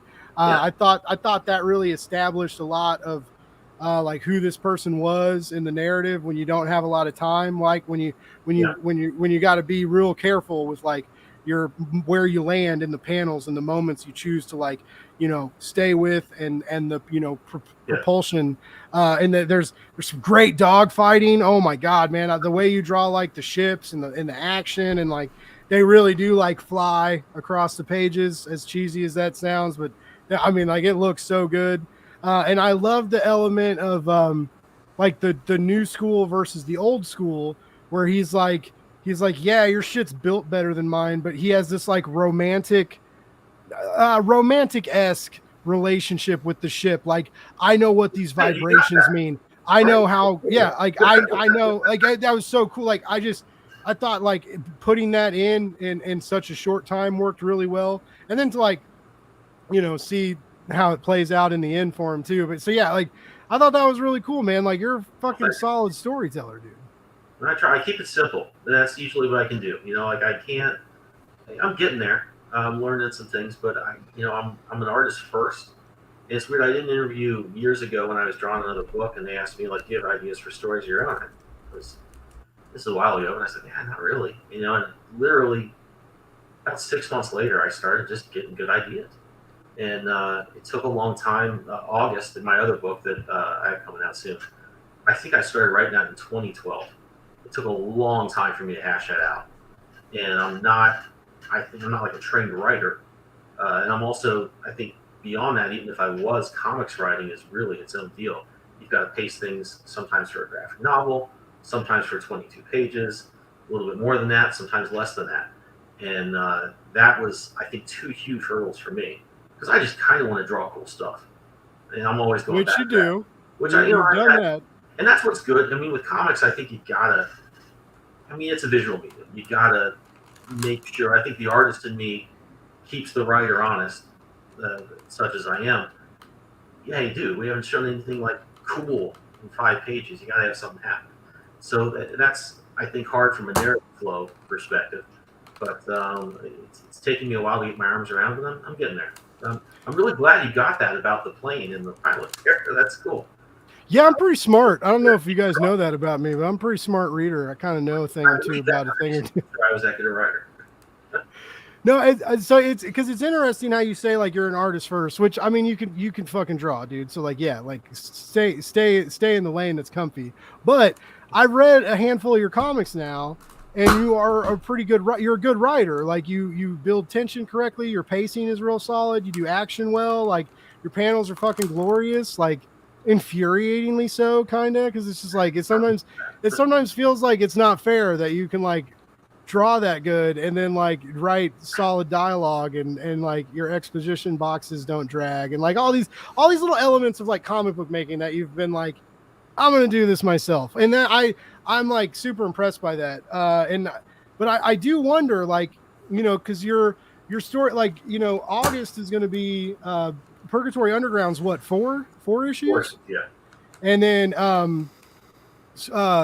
We Are Scarlet Twilight is going to be 4 also? Also 4, yeah. Okay, and so like that's a four issue miniseries, but that still gives you a lot of room to play and makes like the 3-act structure like even 4 and 3 don't necessarily make sense, but like it does when you're like planning it out, right? It's easy to structure. And how is going from like these 4-issue arcs and these miniseries and getting comfy there, and then to drop like a 10-page banger, because that shit, man, you don't have a lot of room to tell story in 10 pages. No, it was tough. If it makes you feel any better, You said it's infuriating. Boy, it's tough, man. I don't know. It's especially the writing, because I'm not as I'm not quite sure when I write something down if it's going to work. I usually do most of my writing in InDesign with my panel layouts just to make sure. Okay, there's a lot of text here. That's probably the way it's got to be. But I'm trying to balance it out. So there's a lot of logistical issues I'm trying to do while I'm trying to do like some cool writing, as such as I can. But it was tough. I think that there's a lot of stuff you have to let go for the character. That pilot guy, in the last Spearfire, there was a lot of like, okay, you got to do some of this stuff visually. You've got to make sure a lot about this guy comes across and what he's doing. You can't just be standing there because you don't have 3 pages to have him say, hey, I was just doing this and now I'm going to do that. So it's a lot more visual. I'm lucky in the sense I can kind of say, the writer and the artist in me can kind of both push on the other. Say, okay, you're going to have to do this. I'm not going to worry about that. And hopefully I find the right balance there and get the information across in the right way. Because most of it is like kind of a logistical challenge. Not necessarily artsy stuff, but hey, I've got to get this across before this happens. I like to equate comic writing to like resource management. You have to. You only have a certain amount of space to tell a certain amount of a story, and that's why a lot of people, when they first start writing comics, they get into trouble because they want to tell their 12-issue epic. That's how I'm going to jump into things, and they don't know. That's how August started. 12-issue epic. They don't know how to work with pacing. I did the same thing. I had a 6-issue miniseries, and I scripted the whole thing. And when I finally decided to actually take up comic writing, they tell you always start 5-page short, 10-page short, 8-page short, because they want to pound in you that resource management. You only have 5 pages, so many panels per page to tell your story. Cut out the fat, get right to it. So it's the best way to get a crash course in writing is just to work on shorts. Yeah, and that's something I'm always like struggling to be sort of cognizant of. Is there value in this thing? And one of the things in Scarlet Twilight that was fun for me, and also I think just efficient more than anything, was I would take these. It's a very 30s retro comic. It's kind of like the old Batman comics, the old Superman comics, and they would do a lot with type, just explaining something and not showing it. They would tell and not show. And to me, that's kind of cool because I can say, hey, maybe I don't want to show all the point A to point B here. I can just tell it and get to the next cool thing. Because I want to pack as much valuable things for a reader, per page as I can get. I want to have, if it's only 22 pages or a little bit more than that, I want to make sure there's a lot of cool stuff there. Especially being indie. I mean, you've got to be 3 times as good to really make an impression, I think. Mm-hmm. So I'm always like, all right, this would be cool in 10 pages, but maybe it's got to be 3. And then I've got to have something else cool. And probably I need to think of a cool visual way to do that. In Scarlet Twilight, it was relying on a lot of the old devices they used in those old comics to just say, oh, and then Batman went across town and he did this on the way, and now he's going to do this other cool thing. And you skip the boring things, but you get the point across. Yeah. And I think in August, it was more about so much of that's based on 80s stuff. So at one point, there's like an 80s workout montage in issue 3 as he's like get back into shape. And that's like a fun way, I think, at least I hope so, where you're like chuckling a little bit or you hear like music from Top Gun in your head, ideally. But I'm also skipping like 10 pages and putting them into 2, and I hope in a way that is an addition rather than a subtraction. So it's tough to do, but I think resource management is exactly the way to describe it. I'll sometimes when I'm working at a scene, I'll write the entire dialogue for the scene first, and then I'll break it up into panels, kind of like a puzzle. You're playing around with resources there. Can I get this dialogue? Can I move this on this panel to cut out this panel entirely? You want to cut out the fat, cut out the padding, and you can tell a lot of times when somebody's just first starting, you'll get a 20-page script, and you're like, all right, this should be 11 pages long. You do not need a lot of this stuff. Well, that's the other thing with August especially. It's a pretty traditional story. It's 3-act. It's super 80s. It's almost a Rocky movie. I mean, like in some of the ups and downs of it. What I really wanted to do was get through some things, rely on the familiarity people have with some of those elements, and some of those tropes to be like, all right, you get this. I'm certainly not going to gloss over it, but I want it to make sense. But then I want to, within that very familiar structure, give you some cool human moments. Be like, oh wow, this dude's really scared he has to go do this thing that you've seen a bunch of times. So you're a little bit more involved. I want to have like the way people feel about stuff, the way this guy might react. So I'm kind of telling like a story you've seen before in some ways. I mean, there's some twists in there. But I'm using those tropes to gloss over things in a fun way, I hope, so that I can also slow down at certain points and be like, oh, wait a second, this would feel like this would be like that, this guy would react in this way. And those are things I think we haven't seen too much before. So I'm always doing those things to kind of give myself a little bit more elbow room in other moments that I think would be kind of fun, or just kind of, like bring you back into it so that when you get to the other things, you're like, yeah, man, I'm ready to go. Let's do this. And hopefully that's what happens. I don't know. Well, I think you've got a really solid like flow to your comics with art, and like everything I've read by you is you never struggle to turn the page. Like it's like it's like it's compelled, right? Like if I'm reading a comic by yours and my fucking dog's at the door like yipping, and I'm just like, leave me alone, dude. I got to finish this comic. If you piss on the floor, you little motherfucker. But like I'm in the zone and I got to stay there. But you anchor your readers, and it cracks me up when you talk about like you're like, like I just kind of like, I don't know, like I wrote like a word and then I drew a bunch of cool pictures, and like, but you're like, you are a good writer and you're a good storyteller, and I think this idea of like how you write out the dialogue and how like you kind of break down these scenes and stuff, like probably, I'm assuming with like thumbnails and stuff maybe, or I don't know what exactly your process is, but you have a really great like connection between the art and the story, and I think that gets your readers like really into it. And again, like especially with Scarlet Twilight, like that thing is just like it's a rocket ship from beginning to end, and it's like that engine fires and there's no fucking letting go. And then and the breaks between issues are oh man, like terrible. Like, and I know they take time to make, but it's like I need to know. Like I want another issue now. Like I hate waiting for other issues from you. It's a hard wait. Tell you what I got. It's about halfway there. I had a little bit of a slowdown. We had I've had a kind of an illness in the family. I think it's taken up a little bit of time. Everything's good now, for the time being. But that slowed me up a little bit. We also found out we need to move pretty soon. So that's another thing that's kind of been slowing me up a little bit more than I thought I would be. But I think it's going to be done in about probably end of the month. Wait, least. Scarlet? Yeah, Scarlet Twilight. At the same, and then August it's in preview. You've got a fan in the chat. Cupcakes Comic Reviews his ears are perking up since we started talking Scarlet. All right, well, Scarlet Twilight is I am on I think page 12 right now. Art wise, I skip around. There's some things on pages that are past there that are done, and a few things to fill in. I think I'm up to page 12 now. That's like just done. The colors should be a little easier this time, so I'm doing most of the coloring with the line art.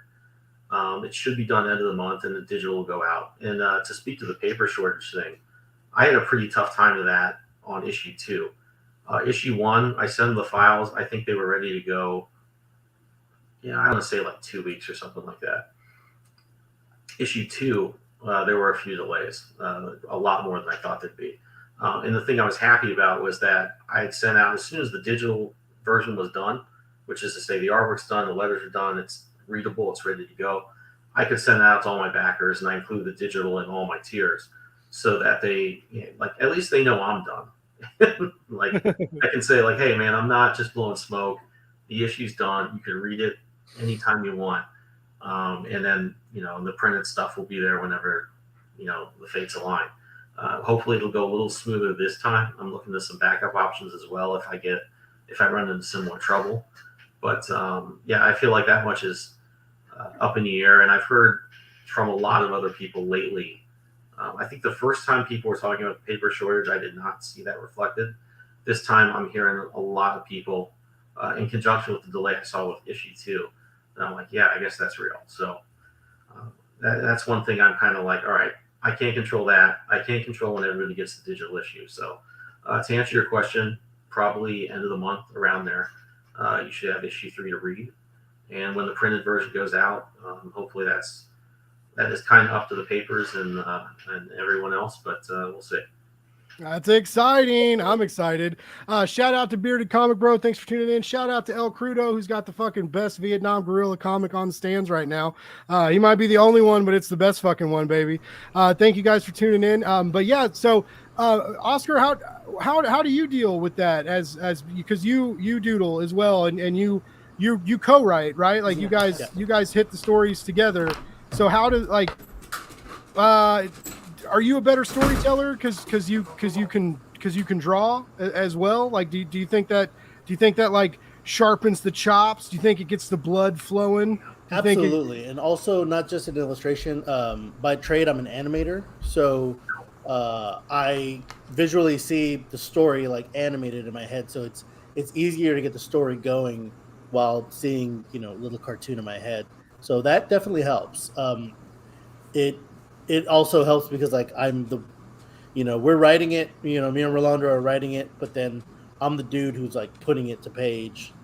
So I know like, wouldn't it be funny if this happened? Or maybe it should go in this direction because then we're going to get this crazy full page spread, on the next page. It definitely helps. Does it ever hinder? Like, do you ever like over edit yourself when you're in charge of like the page real estate and the dialogue? Yes, it does. Rolando wrote a scene for our next issue where they go into a house and there's like 20 people in the house, and I was like, fuck that shit. There's 20 people in that house, maybe there should be 2. But I forced myself, like, I'm not even gonna bring that up. I just brought it up now. But I brought it up because I'm gonna do it. I was like, all right, there's a ton of people in the house, we're doing it. I'm gonna turn off my artist brain for a second because I know it's going to look good, and let's go. So sometimes it does hinder you yourself, and you got to like, you got to push through because it's going to look good. You guys ever see the Captain Underpants movie?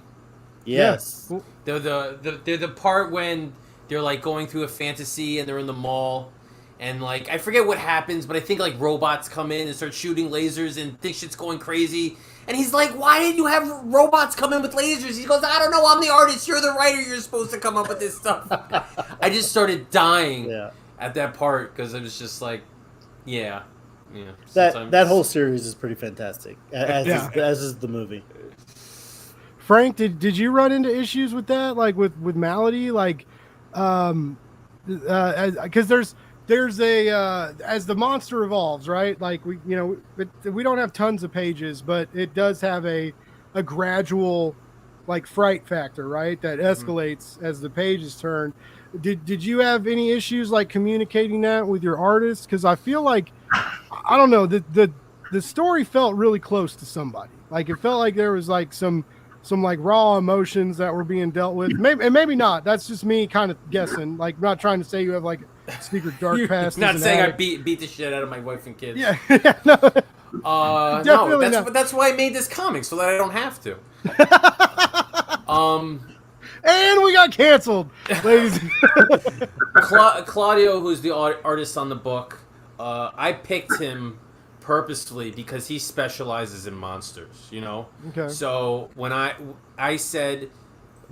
told him, I said, look, this guy's supposed to gradually evolve. So he sent me like designs and concepts, and by the end, I said, just go nuts, just fucking unleash yourself. And he's like, okay. So he had a lot of fun with the monster design at the end. For me, I was more concerned about the lettering because I letter my own books. And I thought that this was beyond the scope of what I could do because I wanted his text and his word balloons to evolve along with him. And I thought that was going to be beyond something that I'm comfortable with doing. And then I finally realized that I'm a cheap motherfucker and I didn't want to pay someone to do it. So I just ended up doing it myself. And I'm like, I don't care how long it takes. If it takes me 3 hours to letter one page, I'm just going to tweak with it until I get it looking exactly the way I want it to look. And eventually I was happy with it, and I hope people that give me money to read it are happy with it too. No, like no doubts for real. Like I had the pleasure to read it. I guess like it's not a pleasure. Like, as Frank will remind you, like please back my Kickstarter, but don't read this on an empty stomach. Maybe like just read it. Like, are you having a bad day? Don't read it. It'll make your day worse. You having a good day? Don't read it. It'll make your good day bad. We got to get you at a healthy medium of sadness and discomfort. We can find you in the right. Just in the right, like there's something under this couch cushion, but you're at your friend's house and you got a plate of spaghetti on your lap, so you can't like wiggle around because you might spill the spaghetti on this shitty couch. Like, I want you in that awkward position.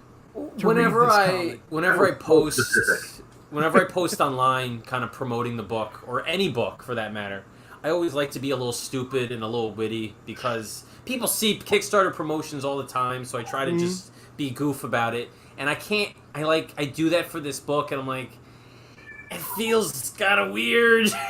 It's kind of weird to make some witty joke and somebody clicks on it and be like, wait, this isn't what I thought it was going to be at all.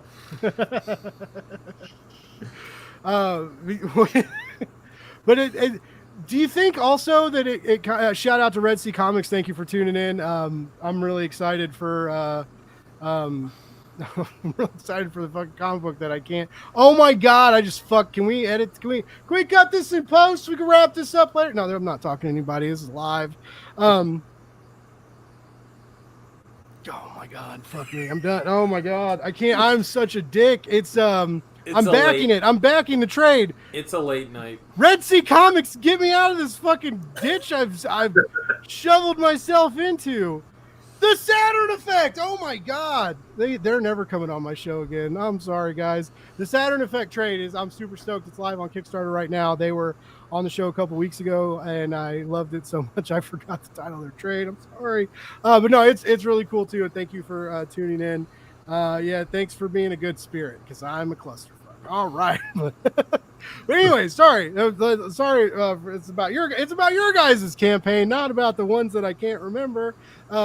Which are all doing well, and because you come on Blake's Buzz, I get you guys rich. Like, that's what happens. You guys come on, you're like, I don't know, I'm not, like, I only got a couple backers, and you come on Blake's Buzz, and then I fucking get you that fucking Robo Frog money, baby, and then you don't even have to deliver your book. You get $1 million, you don't even have to put the motherfucker out. Oh, that's the dream. That's great. And then I get such zealot backers that they say, I don't even care if I get the book. I back the cause, man. Yeah. Like I'm here to fight for Frank, baby. But I am, like, again, like, I was really stoked. You came on the show, because I really am a fan of your writing, and I do think that Malady is a very courageous narrative that I think will strike its readers in a lot of weird ways, because whether you fucked up, right? Whether you were the one who accidentally fucked up, or you made some mistakes, which God knows we all do, right? Or you've just had that, you've interacted with that in your life. Like, we've all, very few people have that like veil of innocence over that specific topic. Like, we've all interacted with somebody who's had trouble in that regards, right? And so to build a narrative out of it, and then also like just the very astounding visual aspect of that carries through panel to panel. Like, I don't know, man. I think I thinking about it after I read it, I was like, man, like, it's just so smart. Like, like a lot of people don't talk about, people say pacing every now and then, right? Like, people are like, oh yeah, like, it goes real fast, like, boom, it was done. I don't know if that's always necessarily the best thing to say either, though, right? Like, it's like you want people to like go through the narrative, but you also want to like control how they go through the narrative, and you want them to occasionally stop on a certain panel, or like take a double take before they turn that page, right? Like, you want to control their gaze and control their mood, and you and your artist do that like 110%. Those are one of the weird building blocks of making a comic, that you could read comics for decades and not understand all the little nuances that go into crafting a page until you actually try to make one yourself. Great artists don't just make great drawings. Great comic artists understand the eye flow of a page, and great letterers know exactly where to put certain caption boxes or balloons to make sure the eye is flowing the right way. It's a true art form, and you don't until you try to get your hands in it and make the sauce yourself. You know, you really don't understand all the nuances. Well, I think the fact that you're lettering these yourself makes you probably think about, oh, I'm not going to have this guy talk first in this panel, but then talk last in this panel, but they've got to kind of be on the same. You don't like put your artist into those corners where like, okay, that's not going to make sense, but I really want to have this bit, you know, like, and that's I think cool, but I hope that it also like, I mean, it makes it more fun, right? You get to do a couple things, and it's more comics that way. Yeah, I love lettering my own books. I originally did it strictly to cut costs. You know, I wanted to put out a lot of books, and being able to letter myself is a way to cut the cost of the book. And gradually over time, I appreciated the lettering as an art form in and of itself. You know, and it really allowed me to put the beginning touches of the book and the finishing touches on the book, and have those bookends. And I started to take pride in lettering that I wasn't really anticipating before I started this whole process. And it's great. I get a lot of critiques on my scripts. They're like, your spelling is awful, man. I'm like, I letter the book. That's when I don't really worry about it until I have to. You'd be like, your letterer must hate you. Be like, well, yeah, he does sometimes. Are these like your pre-readers, like when you're like sending stuff out? Because like I don't. It's not like your comics are like a clusterfuck of spelling errors. No, it's like I'm in second grade again, and Mrs. Hennessy is like, you spell kitchen, and I'm like, okay, I'm sorry. Yeah, these are scripts that people are reading, because a lot of times too, I'll break up like word balloons after the fact into many different word balloons. That's like they say that's a big chunk of text. I'm like, I worry about it later. Like I don't really care. Like it's in the script. It's not really that important to me. And so Benjamin, you letter too, right? Yeah. And in fact, is the more I've done it, the more I made it part of just my artwork stage. I've been looking at actually just a ton of manga. They do like the letters are almost like huge, especially in the fight scenes. They'll be like this, and they have these great letter forms. You know, like they'll be a part of the fight. They'll almost be like energy elements or something. Yeah. And I'm getting really into doing that. Adam Hughes does an awesome job of that. His sequential work. But like I've been really into just like, hey, I'm gonna put the sound effect is gonna be half this panel, maybe even more than that. If I'm especially if I've got a few quieter panels or panels in a fight that are loud and energetic, but a little more logistical. Okay, this guy's here, he's there, he's moving here. And then when he throws that haymaker, that letter form is going to be huge. It's kind of be in the background or the foreground, but I'm starting to treat that more of almost like when they talk about shooting something in a movie, like in camera, like and not doing it in post. I'm starting to treat the lettering as something I get in camera. It's going to be part of my artwork. It's part of my pencils and layouts and stuff. And it's a ton of fun, and I think it's also something that is just like it's cool because it's like comics can do that, and nobody else can. So like, why not? Anything comics can do that's not really in something else, I'm going to lean really hard into that, and I love doing that. So that's something I've really grown to. I always could letter because I'm a graphic designer, and it's something I always knew I would do in my comics. But I've started to take it a lot more seriously and just bringing in a lot more things, and it's fun, and I think it looks really cool. One of the things I say is that lettering is the only art form that becomes more successful the least you notice it. Yeah. So it's kind of weird because I'm a terrible artist. I'm terrible at graphic design, so things like sound effects are pretty hard for me to do. But ever since I started lettering, I understand what goes into the process. So I'll be reading like a big 2 book, and stuff that I would have normally glossed over, I kind of stop and I'm like, somebody did that sound effect. That was probably really fucking hard. And you acknowledge it a lot more, and you start to see it. The fact that you do it yourself, when it's before you just kind of you took it for granted. It's a Marvel book. They really don't notice it, and they're so smooth, and now they do that, which is to their credit. When I first moved to New York City, I went to a group where I think they had Chris Sotomayor, was I think the person that was there talking. and he was talking about just Marvel's graphic design and their sound effects and lettering and stuff. He says Marvel's got to the point where I think it's like perfect. It's as good as it can be. This is like peak comics in terms of it just being smooth and professional and the right balance with the story. And I think that's true. And it's almost like you said, you don't notice it. It's so well done. And then when you do it yourself, you're like, oh man, that must take forever.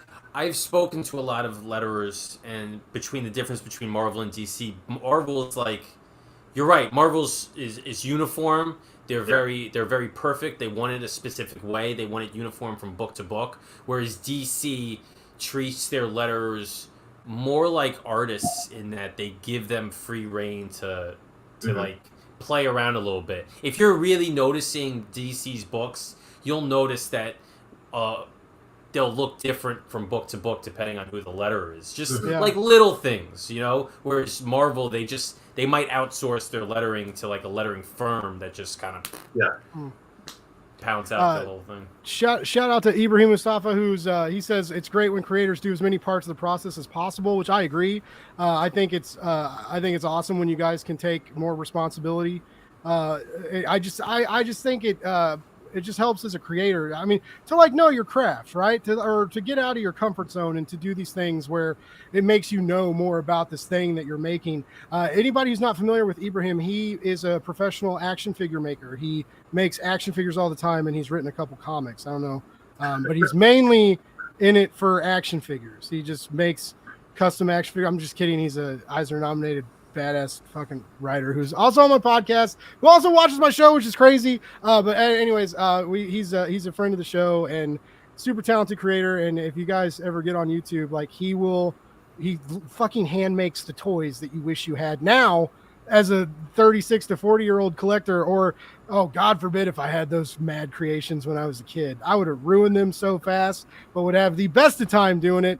But yeah, I agree. Like it's really great when you guys can harness more of the book, like and to, you know, already like when you're Kickstartering and crowdfunding, you're taking so much more pressure like on your own shoulders, right? You got to like do all this stuff yourself, and then to put that much more effort like into the work, like I think that's when things start to shine.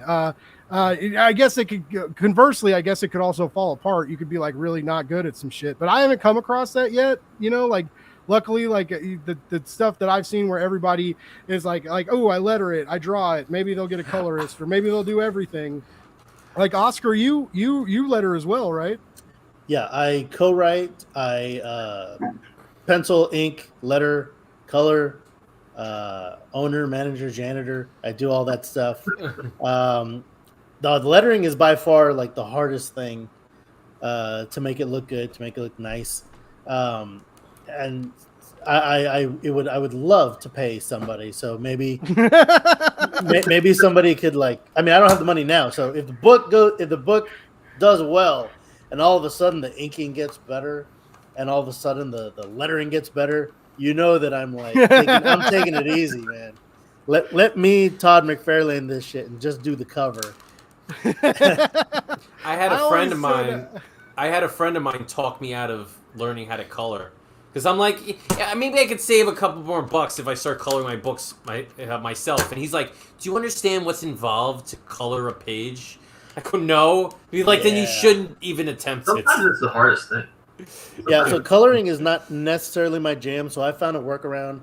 I just made it my style. I do it's not monochromatic, but I for all the scenes, it's based around one color, depending on the mood. Yeah, it's kind of like a tight palette, but it works. Though. Thank you. Yeah, it's kind of like a mood ring, you know, style where everything is kind of baby blue, but when shit hits the fan, things get red or things get yellow. And when things get like really spooky, things get purple. And that's my workaround of like not being, I don't like, it's subjective, so I can't say I'm good or bad, but I'm not confident in my coloring skills. So I found a way to be confident in my coloring skills by going in this route. I think that's funny. The system to be comfortable with it. Like I did a thing at the beginning of when I started drawing August. This was probably 2019, where the drawing was coming real easy, and the coloring was fine if it was like a daytime blue sky scene, but everything else I was running into a brick wall because in some cases because there was like something I really wanted to do that I had in my head. This isn't the way I want to approach this, and it wasn't like totally working out. But I hit a block where I think that whole issue, the coloring took 3 times as long as the drawing. I just like lost my ability to color, and it wasn't until I came up with like a way to approach things that was pretty set in stone in the way you described. Where I'm like, all right, I need a system here. If this is like this, I start here, and I can tweak it from there. But until I got there, I was like, I've never experienced like writer's block, but I've experienced or artist block, but I've experienced colorist block, and that was I really needed to like nail down some kind of process before I could get back. Dogs are color blocked naturally, right? Sorry, I believe so. That's a bad joke. That's why my dad.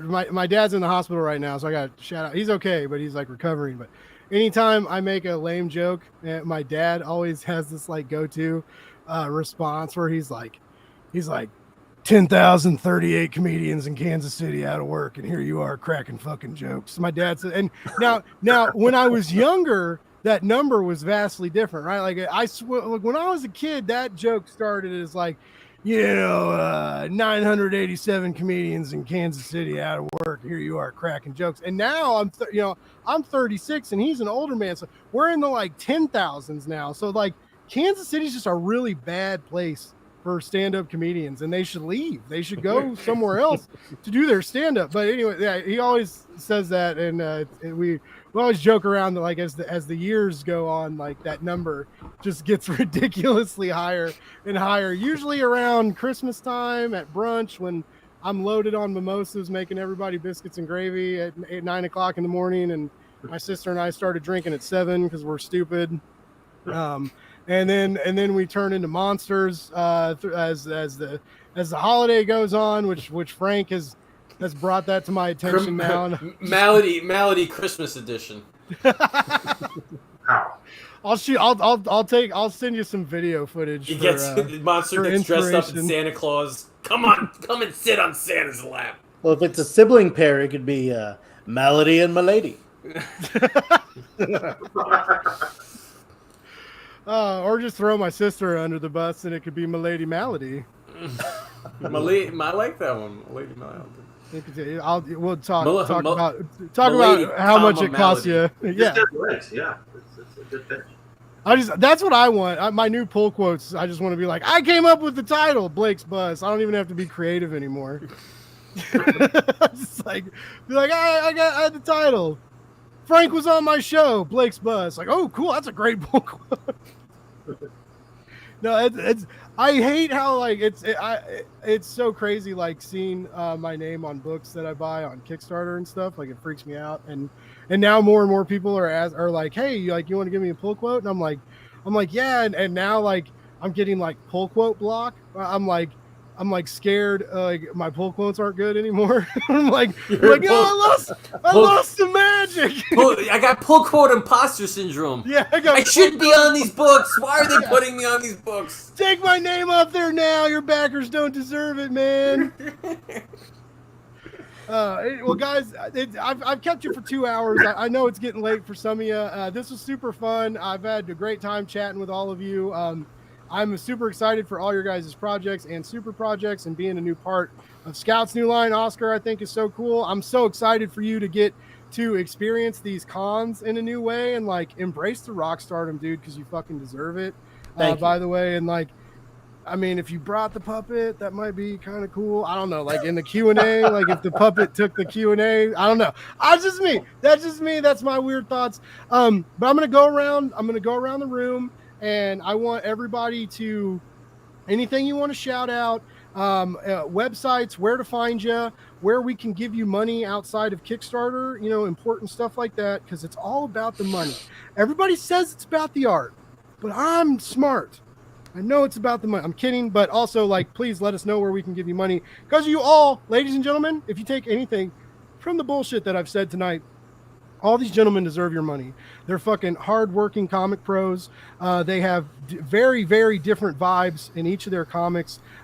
They work with, they either make great art themselves or they work with solid artists, whether through Kickstarter or whether through the direct market. Keep an eye on these gentlemen because they're going to give you good stories to read. Now, enough. I know I always get sentimental towards the end of these things because I always love getting to talk to you guys and just nerd out with you, and it means a lot to me, and I appreciate it. And I guess Ben, we left off with you. Let's start with you, Benjamin. Where do we find you? You got a shop. You got some art to sell. You got some prints. You got some eggs with all your chickens that you want to send next day air or something. My wife does the chickens. It's Gerstland Farms. We're going to get the website up soon. Or if you're in the Hudson Valley, you can drive by. We'll leave them out in the car. But you can find me on Twitter at Benjamin W. Morse. I'm always posting in progress art, usually nothing spoilery. What I'm working on, also information about where you can find what I, to buy stuff, whether that be a Kickstarter and a direct market. My book, August Purgatory Underground, is coming out through Red 5. It's going to be out August 24th, and you can order that on previews. It is JUN 221-858. So if you look that up, bug your local comic book store and say, look, I know you don't like to buy a lot of things that aren't Batman, but you have to give this a try. Please look it up. And if we can get those pre-orders in, that's going to be a huge help in get people to take a look at this. I know it's a hard sell. New character, small publisher, unknown creator. But I think it's a great story. I really want to get it out there. Big Hype comes out 6/29. You can follow. We have the pre-launch link. I'll put that in the comments here. That'll be out soon. And 350 pages, black and white artwork. Everything is done, so there's going to be no delays aside from whatever printing stuff comes up. And then We Are Scarlet Twilight. I'm working on issue 3 now. As soon as I'm done with that, we'll go to issue 4. And that will be the last issue of that. So there will be more of a We Are Scarlet Twilight universe, but that's pretty much everything on my plate right now. Just a couple things. Just a little bit here, a little bit here. I'm excited. Also, that's the first I've heard you say that there's like a Scarlet Twilight universe. So that just There wasn't gonna be, but I had a few. Again, whenever I fall asleep watching on Netflix. Kind of gets into my head. I had a good idea for a villain, but not a good story for him. And I'm like, I kind of started to have ideas about what I could do with Captain Lancet after Scarlet Twilight. And it's going to be basically a 8-issue or so story, probably 2 or 3 graphic novels. That's like Crisis on Infinite Earths, but it's done in the style of an old pulp, 1930s, 40s comic. So that's going to be a thing. There's going to be some surprising guest stars, and obviously universe-shattering events, but that's down the line. I got a lot of things to draw before I get to that. Well, we'll put a fire under it. Like I need it now. I need it yesterday. No, that's awesome. I'm super excited for you. He mentioned that the Red 5 was a risk, but like Red 5 is dropping some really cool stuff right now. Yeah, I think people that are fans of indie comics know that name now, and I think you've built a Kickstarter audience that has gotten better with each sequential release of Scarlet Twilight. I mean, your statistics kind of point in that direction. So, like honestly, like just buy this book and pre-order. Just do it. Like, what are you gonna? It's fucking $4, man. Like, what are you gonna do? Like, not smoke a cheap pack of cigarettes? Buy one of those too, you weirdo. But like, just like it's a good. But I'm excited for it. I've read a little bit of it. It's solid. Benjamin's art. Benjamin is one of like my new favorite artists, and it continuously blows my mind that I don't know how he's not making covers for everybody, or buried in leads of like people begging him to draw his comic. Like if I ever like had enough free time to like between day job and Blake's Buzz stuff, like to actually write a script one day, which is, that's kind of why I do all this, is to like steal all your guys' ideas and network. Like everybody thinks I'm like really into indie comics. Like I'm a fucking selfish person who like I'm trying to like forcibly insert myself into the indie scene is what I'm trying to do. So like, you know, if I ever had like a script, like dude, no fucking cap, like I don't know if I could afford you, but I would sure try. Like I would like your fucking heart blows me away, man. So yeah. Anyways, so yes, everybody follow Benjamin, buy all his comics, back all his Kickstarters, back fucking Project Big Hype. It goes live soon. It's going to be awesome. The first one was so great. The second one is going to be greater. It's like Doug has sharpened his senses. Doug is on a fucking hot streak right now. Doug Wood is the creator. Or the curator, I guess we call these for anthologies. But anything with these guys' name on them, like you should buy it. And following up with that, we're gonna hop over to Mr. Happy Time Comics himself, Frank. Let's see. I'm gonna pull this little guy up. I'm so good at technology. This is why people watch my show, because I'm just like I'm so slick. There's the link. All right, Frank. Like where we keep track of you at? Where do we like learn all your stuff and buy all your comics and just embrace in the wealth of content you fucking put out, dude? I'm simple. Instagram, Facebook, and Twitter. My handle is @FrankTheWriter. Also, my website is franktherwriter.com. Easiest way to keep up with what I'm doing is sign up for my mailing list for my website or follow me on the social media places where it's an obligation to constantly post all of your cool stuff, because if you don't, then nobody will see it. So. And the Kickstarter, that the link is here. That's why I'm here. Yeah. Go that thing. That is his current live campaign. It's got a few weeks left, and then you're gonna get a couple weeks to breathe, and then he's gonna have envelope at your door. Like before you can like take a nap, it's just gonna show up. And you're gonna read that, and we can do it all over again. Yeah, and then he's gonna come blow our minds with something else that I'm just really excited about. And it's also like he's a safe bet for people that are still hesitant for Kickstarter. Like he's fulfilled more campaigns than I don't know, like other people that have done Kickstarter. It's late. It's late. He's fulfilled a lot of campaigns, and again, like they ship bagged and boarded. He uses Gemini mailers. Like he knows how to play this game, and he knows how to keep his audience happy, and he knows how to tell a good fucking story, in my opinion. And so yeah, you should just back all of Frank's stuff, or else I'm gonna fucking come for you in the middle of the night and get real pissed. I'm gonna bang on your door. It'll be like Jay and Silent Bob in the movie when they look up everybody who writes a bad review, and I'm going to go knock on your door and be like, did you say Frank Martin wasn't worth a back? And then I'm going to yell at your mom. This took a dark turn. Yeah. I'm passionate about these guys' projects, ladies and gentlemen. All right. And last but definitely not least, Mr. Oscar. All right. Mr. New Imprint, heading the new imprint at there. I worded that correctly. We are the head. Yes. At Scout. Yes. Mushroom and bulbous-esque head of the new imprint at Scout. I had to do it. I'm sorry, I had to do it. You had to do it. Yeah, we'll do it. Mashbone and Grifty, baby. Where do we keep track of you and all 5 of the meats? And all future craziness that you put out and your wrestling shenanigans, like where's a good place to keep track of you, bud? All right. So you can go to @5meats on Twitter and Instagram @5meats. July 9th. Saturday, July 9th, 2 of my wrestling characters will be wrestling at Slam Portal in Austin, Texas at Central Machine Works.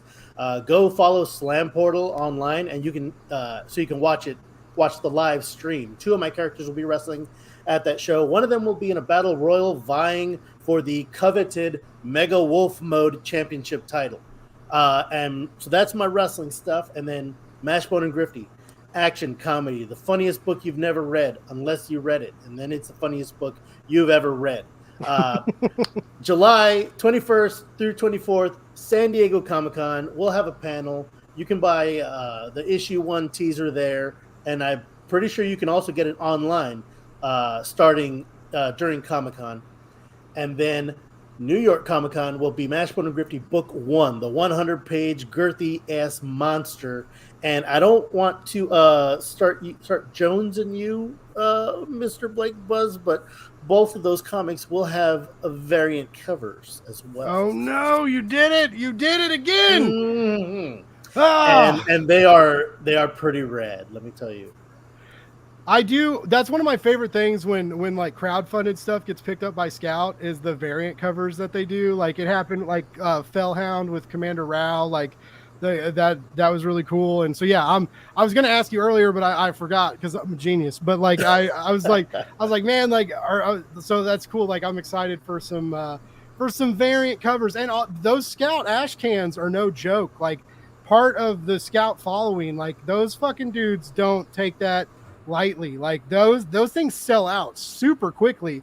Like people go hard on those ash cans. So like make sure you grab one. I hope so. and we just wrapped that up, and it looks really nice, really pretty, and like, you know, what's the best way you can support people? I mean, the obvious is money. Buy our books so we can make more books. I believe it was the wise old prophet, old dirty bastard once said, who the fuck wants to be an MC if you can't get paid to be a fucking MC? That's my spiel. Rest in peace. Mm-hmm. What a modern poet. Yes, we. If you're not a fan of Wu-Tang or any of them, you just like should log off right now. But before you log off, you should still buy all their comics. But yeah, so that's awesome. If you guys are able to go to New York Comic Con, if you're able to go to SDCC, I'm fucking jealous because I don't get to take vacation. So why should you? Just kidding. Have a great time, but definitely swing by. I'm assuming you're going to be like at the booth too, like when you're not paneling and stuff. You're going to hang out at the Scout booth? Yeah, man. I'm going to be signing them shits. Yes, sir. Nice. Yeah, so go meet Oscar and get your ash can signed and slab it and save it and hang it on your mom's refrigerator. Slab that ass. Sloppy slab. Oh, I thought you said slab that ass, but you said slab that ash. Slab that ass may be the next Blake Buzz t-shirt. I think slabbing is so dumb, but like slab that ass is like a really good. It's pretty solid. Slab that ass. I just signed all the rights off. Yeah, CGC, I will buy that shirt. CGC sponsor your boy's show. Slab that ass. I'm here for you. Guys, all of you, this was so fun to talk tonight. I appreciate you all for sacrificing a couple hours of your Wednesday nights. Our listeners, thank you all for tuning in and coming to hang out. I always appreciate seeing these comments pop up. It boggles my mind that some of you guys would spend New Comic Book Day Eve with me, and I always appreciate it. Frank, Benjamin, Oscar, I wish you all the best of luck in your future endeavors. Anything Blake's Buzz can ever do for you, if you ever want to come back on or hype a book, or if you're bored Wednesday. I'm a wrestler, so those words make me like, are you firing me? That's wrestler talk for I'm getting fired. I can't fire anybody. I'm a low on the totem pole kind of nerd. But if I could fire you guys, I still wouldn't, because you're all gems in my book. Bright, shining, nerdy gems in the sequential narrative indie halls of the gods. It's basically like I've been watching a lot of Vikings, man. It's all about Valhalla, right? Like it's just like I want to go sit with Odin and browse his medium box and pull out his old issues and drink mead and read Justice League with Odin. I don't know. They don't say that, but if I was a Viking and died. Well, guys, I'm gonna wrap it up. And again, I just want to say, like, I appreciate you all, and I wish you the best of luck. And I hope you have fun conning and tabling and doing whatever else you weird guys do when you're not making comics every 3 weeks like Frank, or when you're not drawing with a fucking mouse like Benjamin, or when you're not fucking puppeteering and making comics like Oscar. You guys like wow me. I just want you to know, like, I get stressed out sometimes where I'm like, I do these shows and these podcasts, so I like interview people, and I'm like trying to write a review, and then like I have this day job, and I'm like at the end of the day, I'm like, man, I'm fucking tired. I just want to hang out with my dog and not do anything. And then like I talk to you guys, and you're like, yeah, I got like kids and chickens, and we're about to move, and then I'm putting out my 4th Kickstarter later. Then I'm gonna go hop on the con circuit and do some panels, and then this is my 4th Kickstarter this month, and I'm like, man, I should just shut my fucking mouth, I guess, because like I'm just a whiny little baby. But no, all you guys are super impressive. You have awesome comics. Everybody go back Malady. Everybody hit up Benjamin. Get those pre-orders in for August, and Oscar. Like, can we pre-order the Scout book yet? Like, do we? I'm not sure. I'm not sure. I'm pretty sure you're going to be able to pre-order the book 1. Okay, that's the one that's going to be like. That's stores. the big one. Okay. Yeah. Okay. Well, keep an eye out for the ash can, or fucking don't, so that I can actually get one. You fuckers, because they always sell out before I. Also, I probably need to learn the proper nomenclature. I don't know if they call it an ash can or not. No, they're still ash cans. They still call it that. Okay.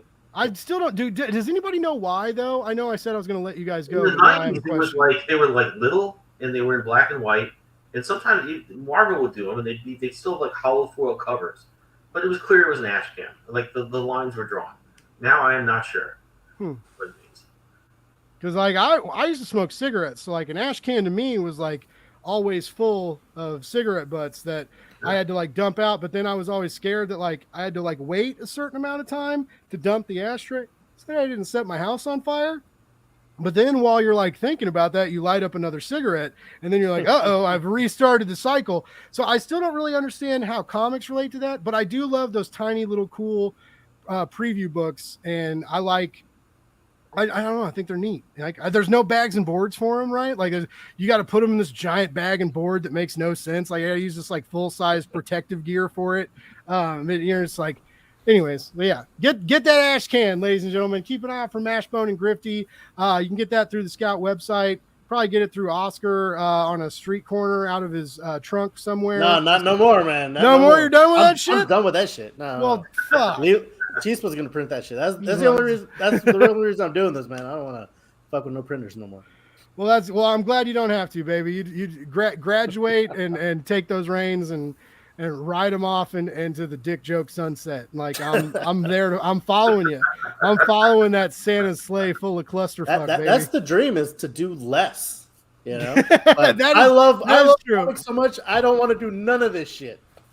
One day I'm just gonna like start the live stream and let you guys talk and just go fuck off and make dinner. Like that's how, and then I'll come back and I'll be like, did everybody have fun? Okay, neat. Like, donate to my Patreon. Sign up for more Blakeless episodes of Blake's Buzz. All right, everybody. I hope you have a wonderful night, and this was so fun for me, Ben. Ben, I know I keep calling you Ben and then Benjamin because I don't know what to call you. There's another Ben Morse out there. He used to work at Marvel, and another comic Ben Morse. That's in fact he's blonde. He doesn't really look like me. But the other thing is he also is very into wrestling, or at least was back in the day.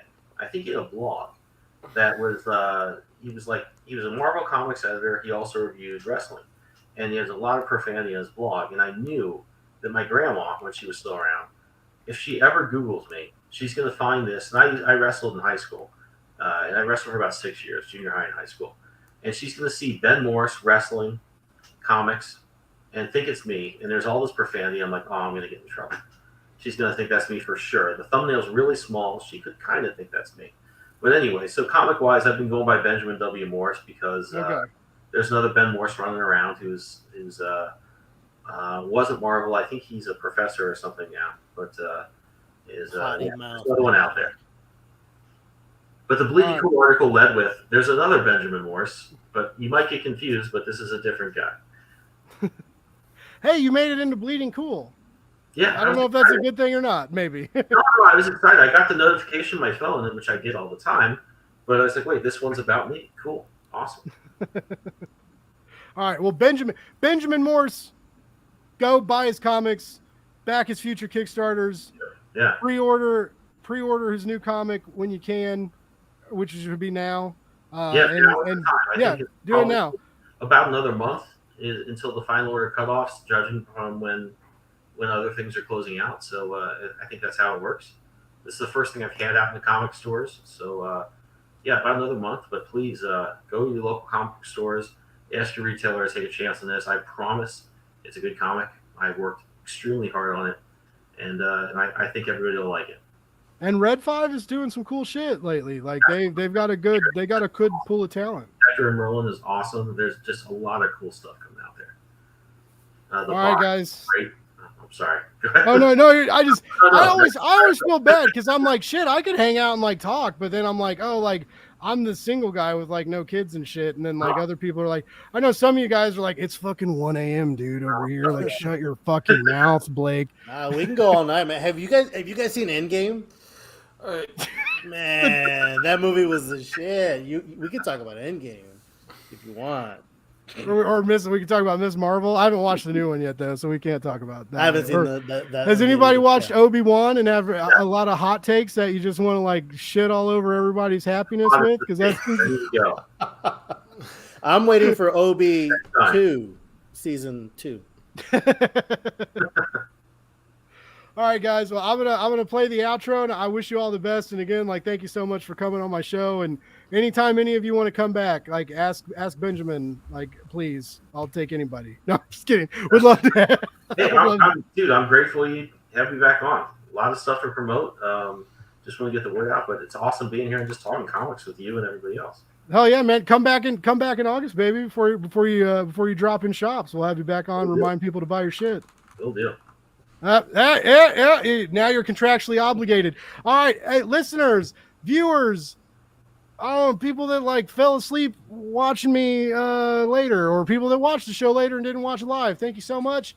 Trying to do these every Wednesday. Sometimes we skip a beat, but we're always coming back. Because guess what, motherfuckers? You can't get rid of me because I ain't got shit else to do but nerd out and talk comic books, and that's what I love doing. Oscar, Benjamin, Frank, you guys are all awesome. Thank you again. And yeah, that's it. That's a wrap. We did it.